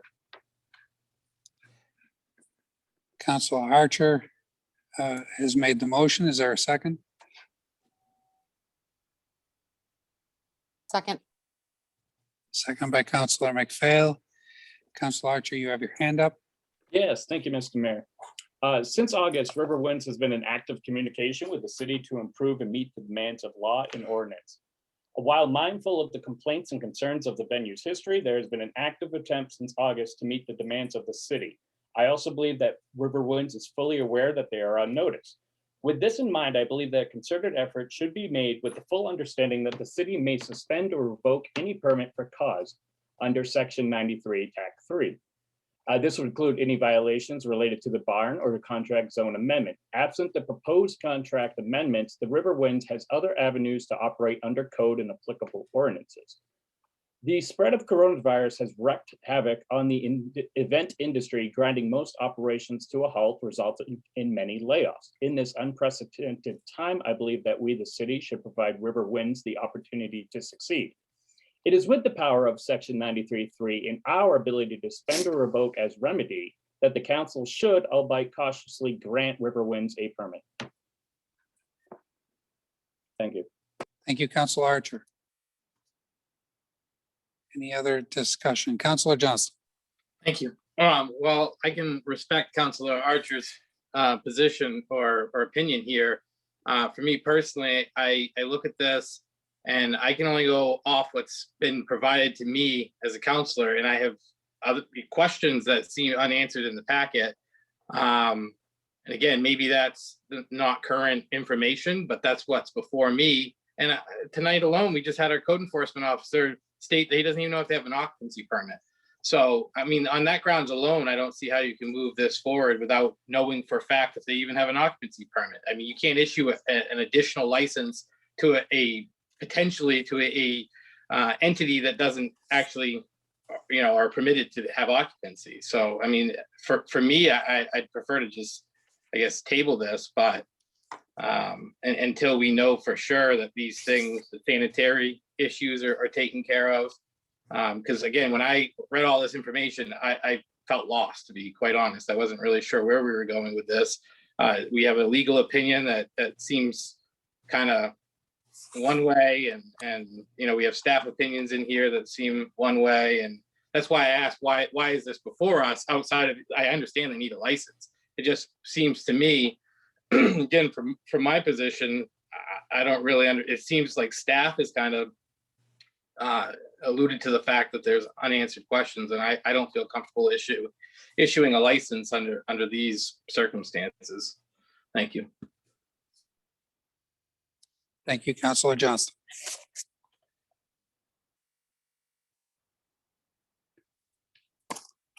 Councilor Berman.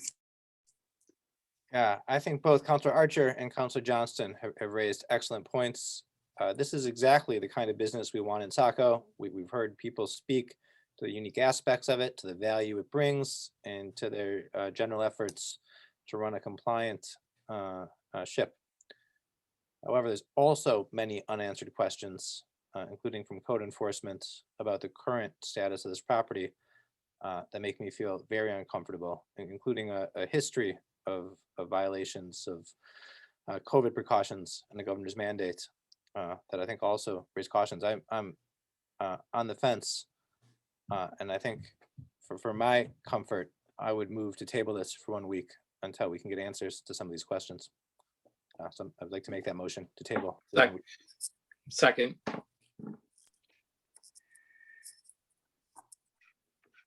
Councilor Berman has made a motion to table, second by Councilor Johnston. Motion to table, roll call vote. Councilor Archer. Aye. Councilor Purdy. Yes. Councilor Gunn. Yes. Councilor Berman. Yes. Councilor McPhail. Yes. Councilor Johnston. Yes. Motion to table passes 6-0.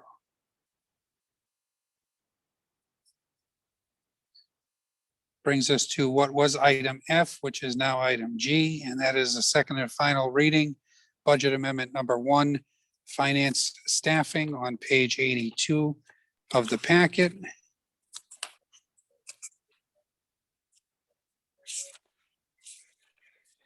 And that is Councilor Purdy. Thank you. I'm working my way to it here. There it is. This funding will enable the finance department to meet operational needs through the end of the fiscal year. Be it ordered that City Council approves the second and final reading of budget amendment number 1 for fiscal year 2021. I move to approve the order. Motion's been made by Councilor Purdy. Is there a second? Second. Second by Councilor Berman. Discussion?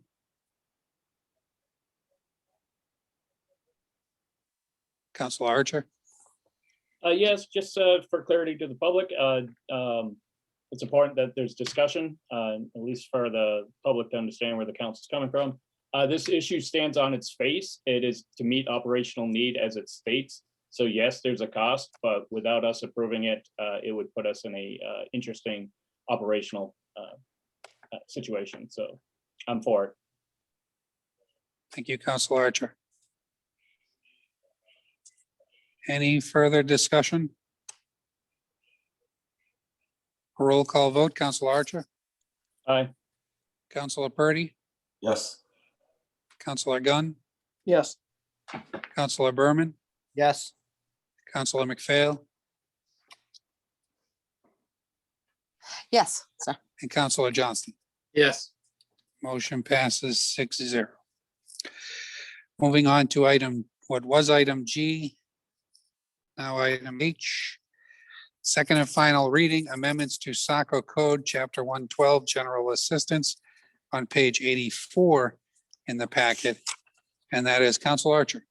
Yes, thank you, Mr. Mayor. Each year, Maine Municipal Association presents municipalities with new appendixes for their city ordinance, which need to be reviewed and adopted. The city of Saco hereby ordains and approves the amendment to Saco Code Chapter 112, General Assistant Program Appendixes.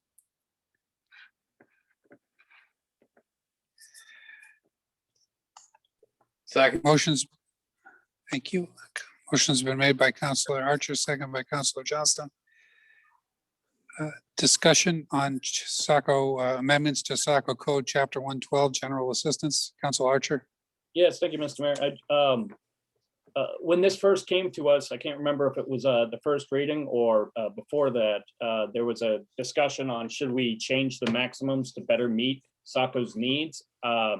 It is the same, so I just want to make sure that that is what was decided and not just missed or something to that nature. And it wasn't overlooked is the word I was looking for. Do we need to change it or do we keep it the same as presented? Let's bring up General Assistance staff.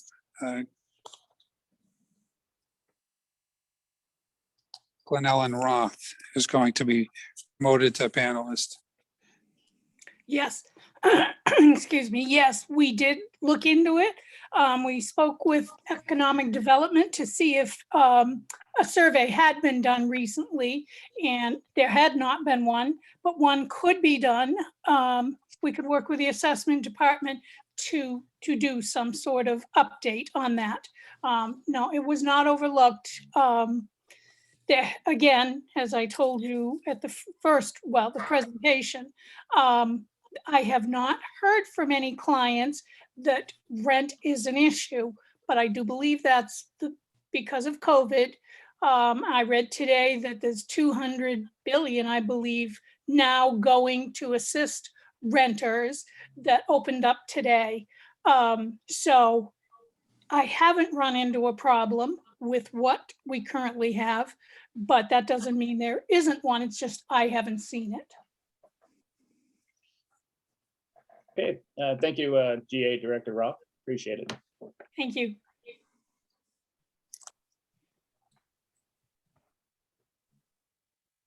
Councilor Johnson. Thank you.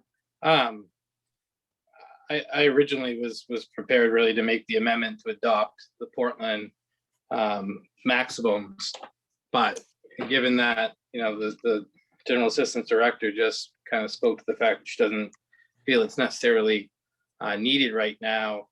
I mean, I have experience in this area in particular, and I think anybody would be pretty hard pressed to find a single one-bedroom apartment for less than $1,200 in Saco.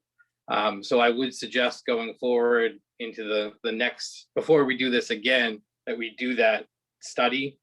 I don't know what that cost would be, but I think we should do it because you're not going to find an apartment, like I said, for under $1,200 for a single bedroom. So it might not be an issue because of all the federal money that's out there right now, but in the future, you know, once that money dries up, I suspect that it will continue to be an issue for people living at the poverty level. Thank you. Mr. Mayor? Director Roth. Yes, quite frankly, the issue that I'm seeing is the lack of available, not the cost, but the lack of available housing. People that are fortunate enough to have housing seem to be able to manage with conditions as they are today. But there is certainly a shortage of housing of any type for anybody on the lower end of the scale. Thank you, Director Roth. Councilor Berman. Yeah, thanks. Director Roth, did I understand correctly that you believe that part of the reason why these levels aren't a problem is because of the availability of COVID supplement funds right now? I'm fairly certain that that is playing into it, yes. I have not heard of any evictions, which is often what happens. And what you need to understand is I began in this position last spring after COVID began. So I don't have any past experience of previous years when it was necessary to make changes. I think COVID has impacted in that people have been, even though if a landlord wanted to go up on the rent and did, he still couldn't evict people, he or she. So, I mean, I think that has impacted it. My concern is that these levels might last longer than the COVID funds. And when the COVID funds expire, we may see a surge then of people who are no longer able to afford their houses. Do you have any? That may be true, but it was, I believe 200 billion was put by the government today towards this very issue. Thank you.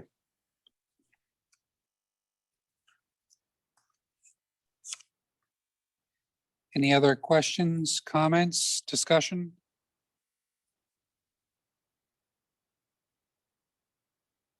A roll call vote on the second and final reading amendments to Saco Code, Chapter 112, General Assistance. Council Archer? Aye. Councilor Purdy? Yes. Councilor Gunn? Yes. Councilor Berman? Yes. Councilor McPhail? Yes. Councilor Johnston? Yes. Motion passes 6-0. Thank you very much. And that brings us to what was item H is now item I, and that's a final reading on the city historian. That is page 99 of the packet. That is Councilor Purdy. Thank you, Mr. Mayor. The background on this, a city historian would provide advisory and informational assistance to council, city staff, and boards and committees, as well as educational outreach for the general public and schools. This would be we've had a change to this, a volunteer position, a volunteer non-employee position with a 3-year appointment nominated by the mayor and confirmed by the council. The proposed revision to the city code has been vetted by the city solicitor. We've had some changes to that. The proposed changes to the city code is listed underneath the motion. And I'd like to read that so that it's complete in the record. City historian, the mayor shall nominate and the city council shall confirm the appointment of a city historian.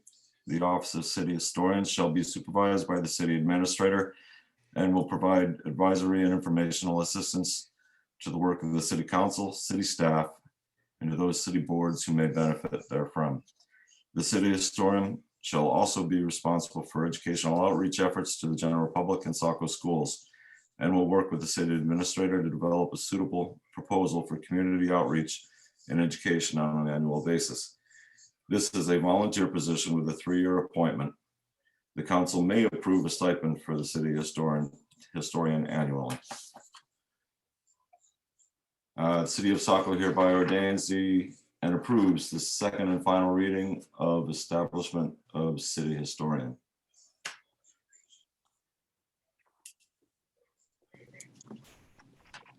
Mr. Mayor. Motion has been made by Councilor Purdy. Is there a second? Second. Second. Second by Councilor Johnston. City Administrator Canrath. Yeah, sorry, just some clarification. So some city departments, including finance and HR, just provided some further guidance on language with those two small changes that better fit into Department of Labor guidelines when it comes to things like triggering certain benefits, et cetera. So by changing a non-employee position to simply volunteer, and then also just allowing the council to set the stipend rather than naming a stipend in the actual language would be a better fit in some of those guidelines. So some pretty minor changes, accomplishes the same thing. Nothing really of substance here, but that's where that came from. Thank you.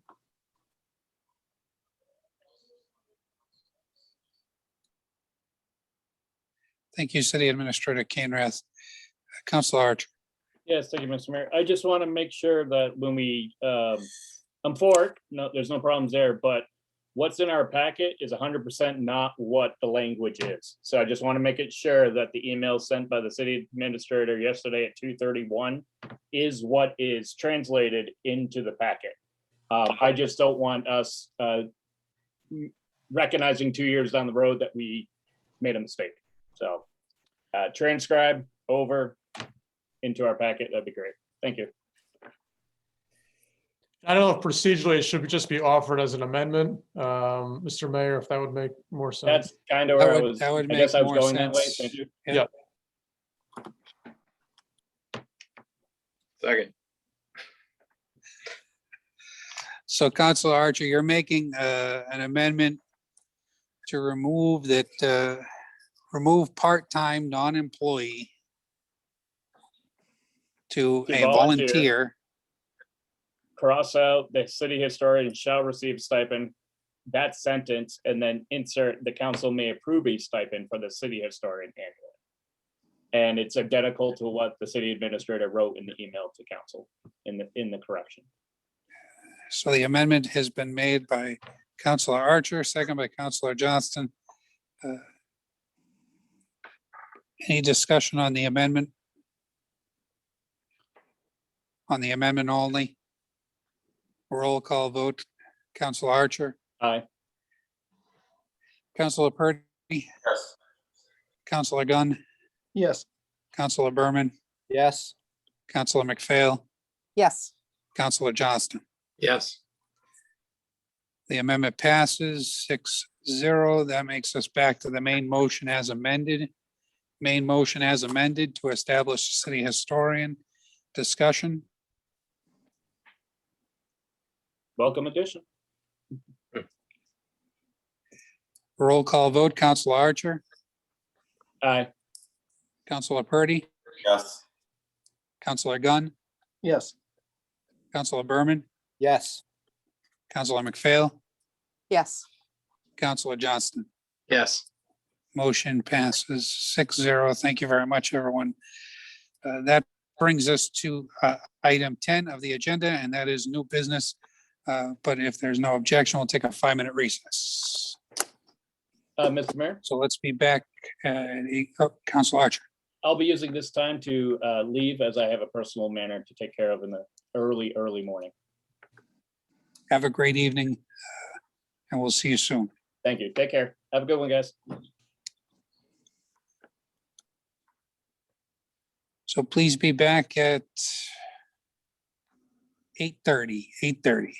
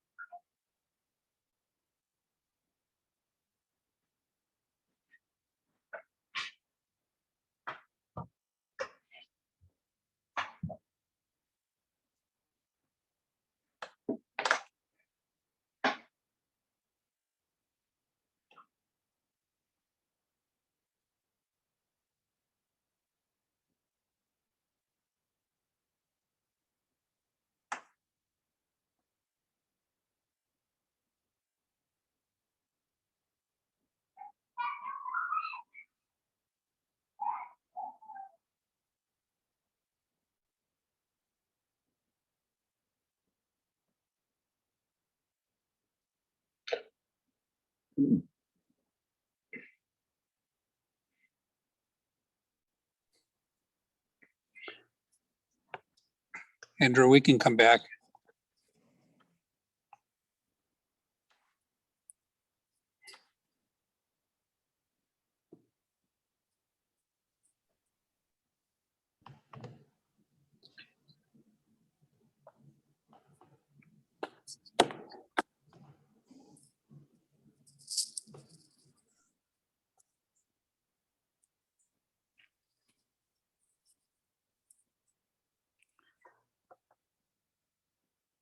Okay.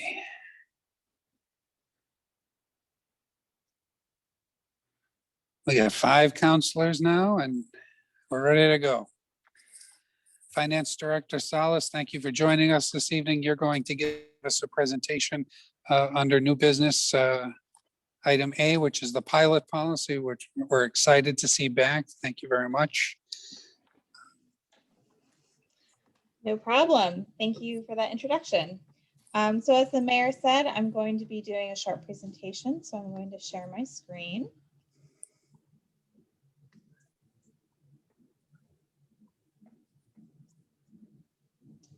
Four slides, that is short. I want to make sure everyone gets to bed on time tonight. We can see your screen. You can see the screen. Okay, great. Okay, so a little bit of background on this. It has been, in fact, I think nearly a year since our initial conversation about the pilot. So council had requested a review of current policies to understand where we were at. I did present some initial thoughts with the goal of maximizing revenue on March 16th, 2020. I believe that was actually the last council meeting where we met in person. Council did express interest in an equitable pilot policy, but also expressed some concerns about legal limitations and the risk of alienating nonprofits. In May, the Finance Department took on administration of pilots, so that had been administered by the assessing department, but it was evaluated as a better fit for the Finance Department, and so there was cross-training. And Ann Morrissey, our internal auditor, has assisted with that process. I did work with Ann on designing a new policy based on the experience of administering the pilot in year 1, plus some additional research. So the challenges that we identified in the current process, the first was that there was not a defined method for calculating service costs as set forth in Chapter 192. So Chapter 192 is the portion of the city ordinance that governs payment in lieu of taxes, and it is based on Maine state statute. Rather than calculating service costs, pilot was typically based on a simple 2% of rental income calculation. Pilot was then entered in division as supplemental taxes, but the assessing department has identified that pilot is not actually considered a supplemental assessment or tax at all, and therefore we were creating some problems for record keeping in the assessment in the assessing department. And finally, there was not any kind of scheduled review of tax exempt entities, and I think we've seen some challenges with that in the last couple of months where we are not necessarily circling back with tax exempt entities to see if anything has changed, or offering them the opportunity to update their records with the assessor. So here are the recommendations, and these are all formalized in the full pilot policy. First of all, we recommended no change to Chapter 192. The city of Saco is not legally allowed to levy payment in lieu of taxes except as outlined in Chapter 192 per state statute. The second recommendation was to properly enforce Chapter 192 through a pilot policy. So some highlights, we're going to partner with assessing to annually review tax exempt properties. And that's probably going to look like a form letter that goes out, giving tax exempt properties the opportunity to update their information with the assessing office. And then in the policy, we also created a defined formula for calculating service costs and a defined process for billing. So what data is going to be pulled from the assessing database, what data is going to be pulled from our internal financial software, how will we calculate the service costs, what will these bills look like? There are a couple additional steps. We are using basically square footage as a way to calculate service costs for all tax exempt properties. This is just informational. So for those tax exempt properties that are not gathering income by rent and therefore not required to pay pilot under existing ordinance, we're simply going to be calculating the service costs as information for council. So council has a better understanding of what are the service costs related to our nonprofits in the city of Saco. The policy also authorizes the city administrator and council to enter into additional voluntary pilot agreements. So we already have a sort of pilot agreement. It's really services in lieu of taxes with the ecology school. The council is looking at an agreement with Benefit Housing Authority related to 90 Temple Street. There's going to be some additional data available as council reviews taxes and properties annually. And the city administrator and council are always allowed to enter into voluntary agreements with taxes and properties based on the data that comes out of the finance department, as well as information that might come out of different planning and development projects. So those are the highlights really of the policy. It's not a very long policy, just a couple pages long, but it will kind of give us over the finish line and properly enforcing our existing ordinance. Are there any questions?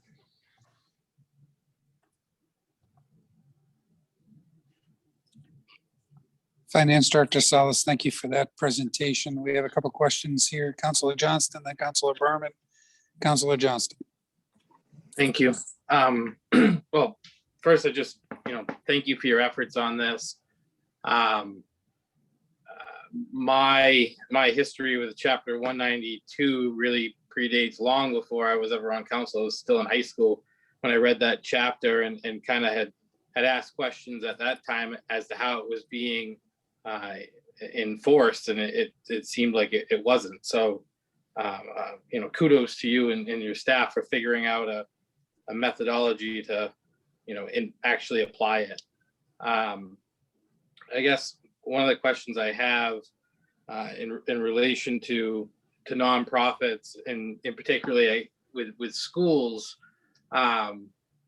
housing is not taxable, but in a situation where you have, let's say, a school that has dormitories, and during the summer months when school's not in session, they rent those dormitory rooms out, whether it's Airbnb or whatnot. Does any of that become taxable, or could we apply the municipal service fees in that way? And again, if you don't have the answer now, that's fine. And then the other, I guess, comment I would just like to make is that obviously, that takes care of the nonprofits that we can apply Chapter 192 to, but with respect to pilots, over the years, I've been trying to come up with a formula that would be, fair and equitable to all, and understanding they're voluntary. Is there any thoughts to how in the future, if we move forward with voluntary pilots, how we should structure those, or do you believe we should just deal with those on a case-by-case basis? Thank you. Certainly, those are great questions. I do believe when it comes to the voluntary agreements, by their very nature, they do have to be sort of on an ad hoc basis. The council, the mayor, and the city administrator will receive a standard report annually of the service costs associated with all properties identified as tax exempt in the city of Saco. So, and that formula is consistent. So that can sort of be used as a starting basis for any conversations that we might enter into in terms of the ultimate value that the city is looking to get out of any kind of in lieu agreement.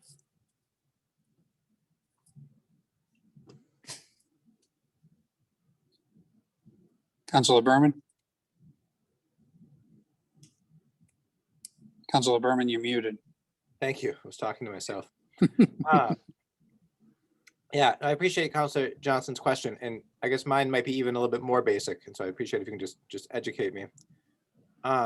these voluntary pilot agreements, and I understand that the calculations you're providing here is a basis for informational purposes. But what happens if a nonprofit moves into the city and doesn't want to voluntarily participate in the pilot agreement? How do we proceed with that, and what happens there? And then I guess my second question is how does this intersect with nonprofits that may need a contract zone in order to operate? And is the proposal that these formulas be then incorporated into that contract zone as part of their negotiation?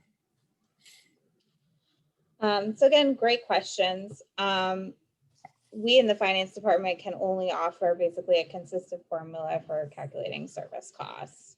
And we will provide that. Any new tax exempt entity that comes into the city obviously does have to go through, that will be owning property, does have to go through the planning board process. And so we'll sort of catch them as part of that process. The service costs are simply a number just to be an asset in having conversations with the entity about what exactly they might offer in lieu of taxes, whether it's monetary or service or some other information. And that's an ad hoc process, city administrator, council, the tax exempt property, and possibly our city attorney if it's going to be formalized in an agreement. By their very nature, they are voluntary, so the city can't levy anything. We can only work with these tax exempt entities to establish an agreement that feels fair and equitable for all. Thank you. Councilor McPhail. Thank you. Director Salas, last year you provided us with a list of the current properties with the pilot. Is that still, has that been updated? Is there a new list that can be provided to us, or can we still base on that from last year? I don't believe it would have changed substantially from what was provided last year, but I could get the council the updated list from the spring. I think it would have been the spring of 2020, so it would have been after that initial presentation. So I can provide that. Yep. Thank you.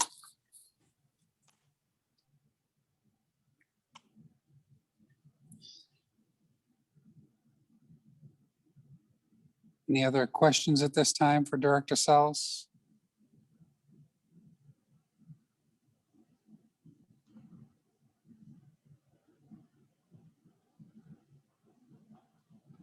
Okay.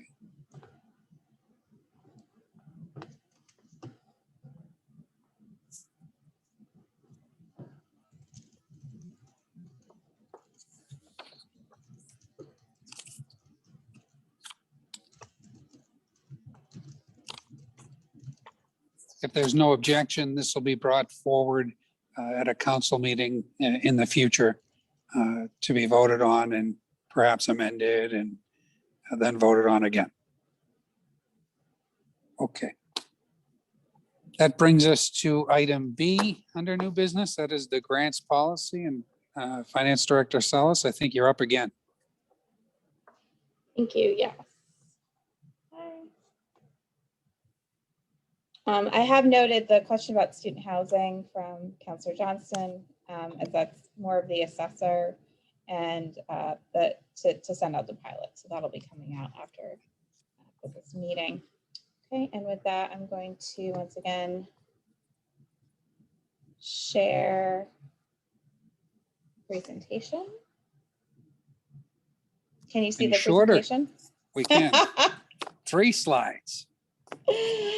Well, everyone has the full policy, right? I wanted to make sure that we kind of covered the highlights in tandem with the longer document. Okay, so a little bit of background. Why are we addressing grants? Why are we formalizing them in a policy? The first is guidance from the city auditor. Past practice had been to sort of directly offset expenses with grant revenues. It was a process I inherited. Our auditor has identified that we need to be separately reporting grant qualified expenses and grant revenues. So we're looking to move forward with a policy that will define that procedure. We've also had some current challenges in reporting and tracking, especially when significant funds were made available in the spring related to the global pandemic, it uncovered some of the weaknesses in how we were managing and reporting our grants. Some increased grant activity. We have Director Clavette, who's introduced some great grant programs that are being funded by TIF districts to support business and economic development in Saco. There was the CARES Act. There's been FEMA money that came in over the last couple of years because of different natural disasters. And it sounds like there's more funding coming from the federal government once the current legislation is passed. We want to make sure that we're enforcing uniform guidance on subrecipient monitoring. This has to do with distributing federal funds to other entities. It's just an important practice as a municipality in such cases where we are passing on grant funding. This policy applies to programs that are considered sort of traditional grants, and as well as other reimbursement programs that might not be considered quote unquote grants necessarily, but that do involve state revenue coming in for specific programs. The MDEA program, the police department's a good example. We have some state funding that's come in for various public works projects. So this this policy will apply to those items as well. And finally, we just want to improve our budget reporting. It's a great asset to the city to have an understanding of what kind of grants and reimbursements our department heads are working so hard to acquire.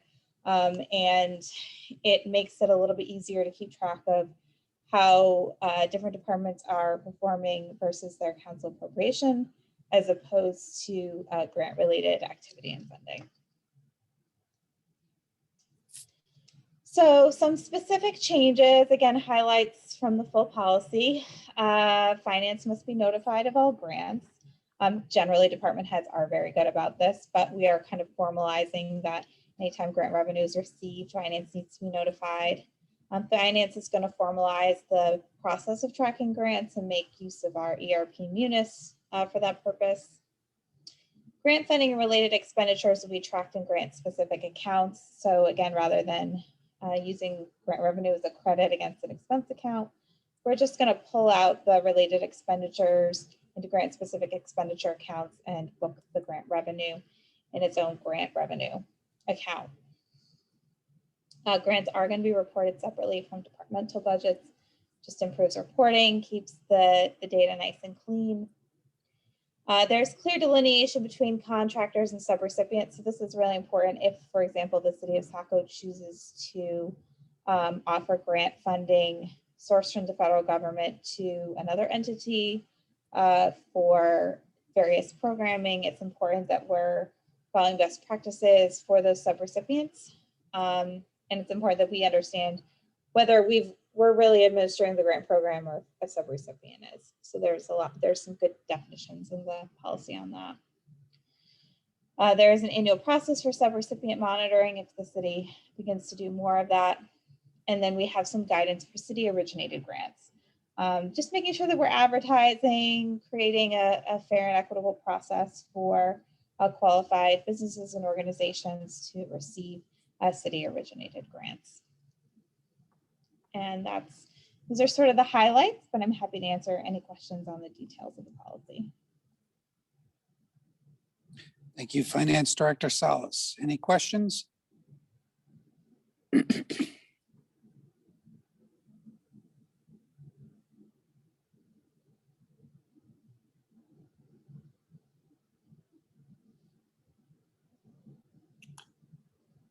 Finance Director Salas, I don't see any hands up, so.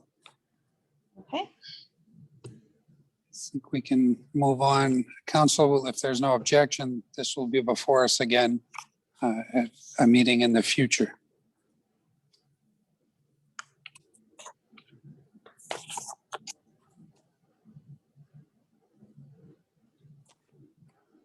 And that brings us to item C, post-issuance compliance policy. Finance Director Salas. Thank you. So for this one, I did not put together a formal presentation. The language of the post-issuance compliance is really governed by state and federal statute regulations that govern issuance of bond language. However, I have reviewed the language with our bond counsel and accepted some of her edits and recommendations. Having a post-issuance compliance policy sort of checks one of those boxes for having a better bond rating. Bond agencies like to see that we have something formalized. And it also sort of provides a checklist for myself as we get post bond issuance to make sure that we're hitting all of our marks from a compliance perspective. Happy to answer any additional questions about the language of the policy itself. Councilor Johnston. Thank you. I don't have any questions. I just, again, wanted to say, thank you and good job to yourself and staff. This is a particular issue that, obviously not with since you've been here, but in the past, I'm aware of at least a handful of occurrences where, bonds may not have been applied as originally were intended. So it's good to, like you said, have a checklist as people come and go. They can work their way through this policy and make sure that we are in compliance. So I can say it to everything you've put forth so far. Excellent job. Thank you. Thank you. Any other questions, comments? Council, if there's no objection, you'll see this at an upcoming meeting in the future. That brings us to item D on the agenda for new business, and that is capital improvement policy revisions. Director Salas. Thank you. Yes. So these are two just very minor changes. Best practice with any policy is to make sure that rather than rewriting either state or local ordinance, that you simply reference the ordinance itself, so that as changes come through, you don't have to keep going back and revising your policies. The capital improvement policy had a very specific language about unassigned fund balance amounts. This takes that out and just references the city ordinance about fund balance. And there's also some specific language about administering grants that's been backed out and now references the grants policy. So just a couple of minor changes here. Any questions for Director Salas on the capital improvement policy?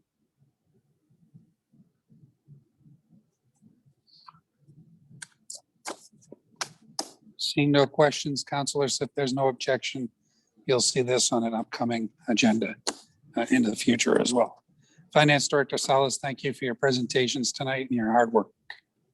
Thank you very much. Have a good evening. Take care.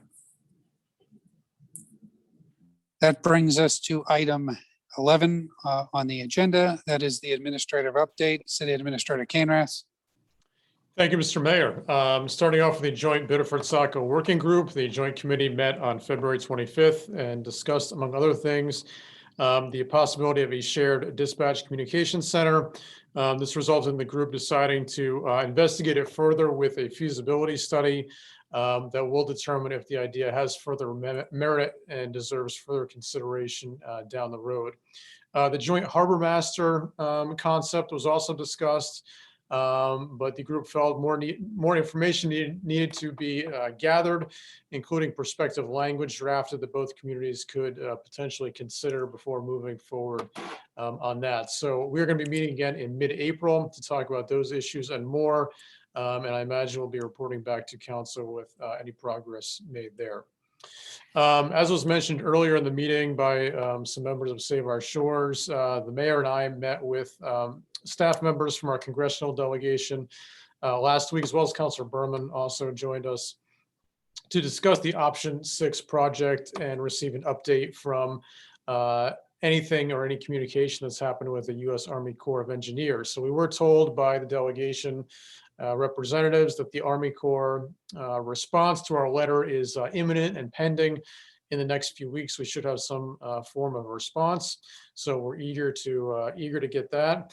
As you may remember, though, the Army Corps did mandate that we included a number of things in our letter of support that were not in the last one that we issued. So in the interim, it may be wise for us to consider redrafting a letter and having another letter to go should this letter be rejected by the Army Corps, or should there be any issues. And that's obviously for the council to discuss and consider when we get there, but that could be that could be one direction that it goes in. So I think some positive news that a response seems to be imminent in the next couple of weeks. I think we'll be glad to get that response and hopefully move forward to talking finally about a project partnership agreement. So we'll have more updates on this as we move into the next few weeks.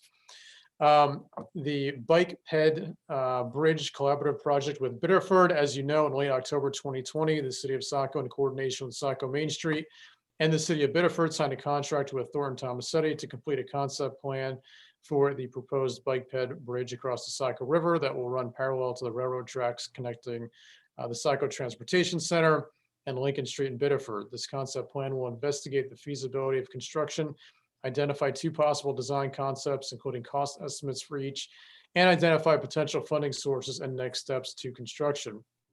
As the study wraps up, Saco and Biddeford are working together to submit an application to PACS for the next phase of funding. Preliminary design review, planning and economic development staff will provide a project update and seek input from council in a future meeting in early April. So you see this back on the agenda in April for further updates and consideration there, but that is moving forward. An update on the senior meals program. We will, Saco Parks and Rec will be having our next event on March 4th at the community center. The meal will be provided by the Bradley Street Deli and Catering, and the event is sponsored by Saco Valley Shopping Center and the Biddeford Saco Rotary Club. Wage and compensation study and analysis. The city recently put out an RFP for services to perform our fiscal year 21 budgeted wage and comp analysis projects. The city received 6 proposals, with only 2 of them having any sort of work history or knowledge of the New England area, and the other 2, and another 2 being within our budgeted price range. So after interviews and presentations to a staff committee, the unanimous choice of the committee was to select Municipal Resources Incorporated due to their knowledge and work history in Maine, their strong references, as well as their price range being within our budget for the project. So this will get started, and we could have results back potentially as early as May. I would also just like to add, going back to the Riverwinds Farm Special Entertainment Permit from earlier in the evening, just to councilors, please, I know there are a number of questions and possibly unresolved issues here. Please communicate anything that you'd like staff to respond to directly to me, and I'll talk with individual staff to try to get those answers over the next week, so we can have a meeting next week where we're fully prepared to answer any lingering questions or concerns out there. So please just email those directly to me, and we'll take care of those for next week's meeting. Lastly, I would also just like to add my thanks to Glennis and Ann Morrissey, our internal auditor, for their work on these policies and updating these policies. I think it's long overdue. They've done a great job, and we have something I think to be proud of going forward when looking at our policies and keeping them up to date with the current time. So thank you again to Glennis and Ann for their work on this. That's all I have. Thank you. Thank you, City Administrator Canrath. Any questions for Brian at this time?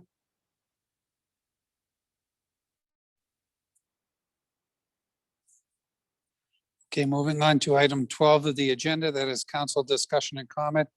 Any council and discussion and comment at this time? Councilor McPhail. Thank you, Mr. Mayor. I would love to send out a huge congratulations to Ready Seafood Hockey Team, who finished as the Open Plus Division champions this past weekend at the Thompsons Point Hockey Tournament, part of which I was able to attend. It was an honor to be able to meet the employees and their families.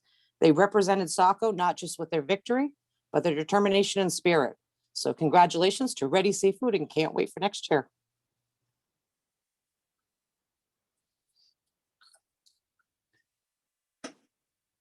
Any other council discussion and comment?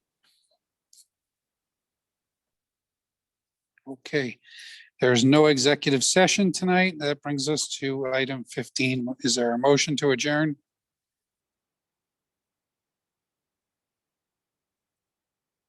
So moved. Councilor McPhail, second by Councilor Johnston. Roll call vote on adjournment, or any discussion? Okay, roll call vote on adjournment. Councilor Purdy? Yes. Councilor Gunn? Yes. Councilor Berman? Yes. Councilor McPhail? Yes. Councilor Johnston, Yes. Councilor Johnston, did you say yes? I think you froze on me. Yes. Might be my side or yours. I'm not sure, but 5-0 motion passes to adjourn at 9 PM. Thank you very much, everyone. Be well and stay safe.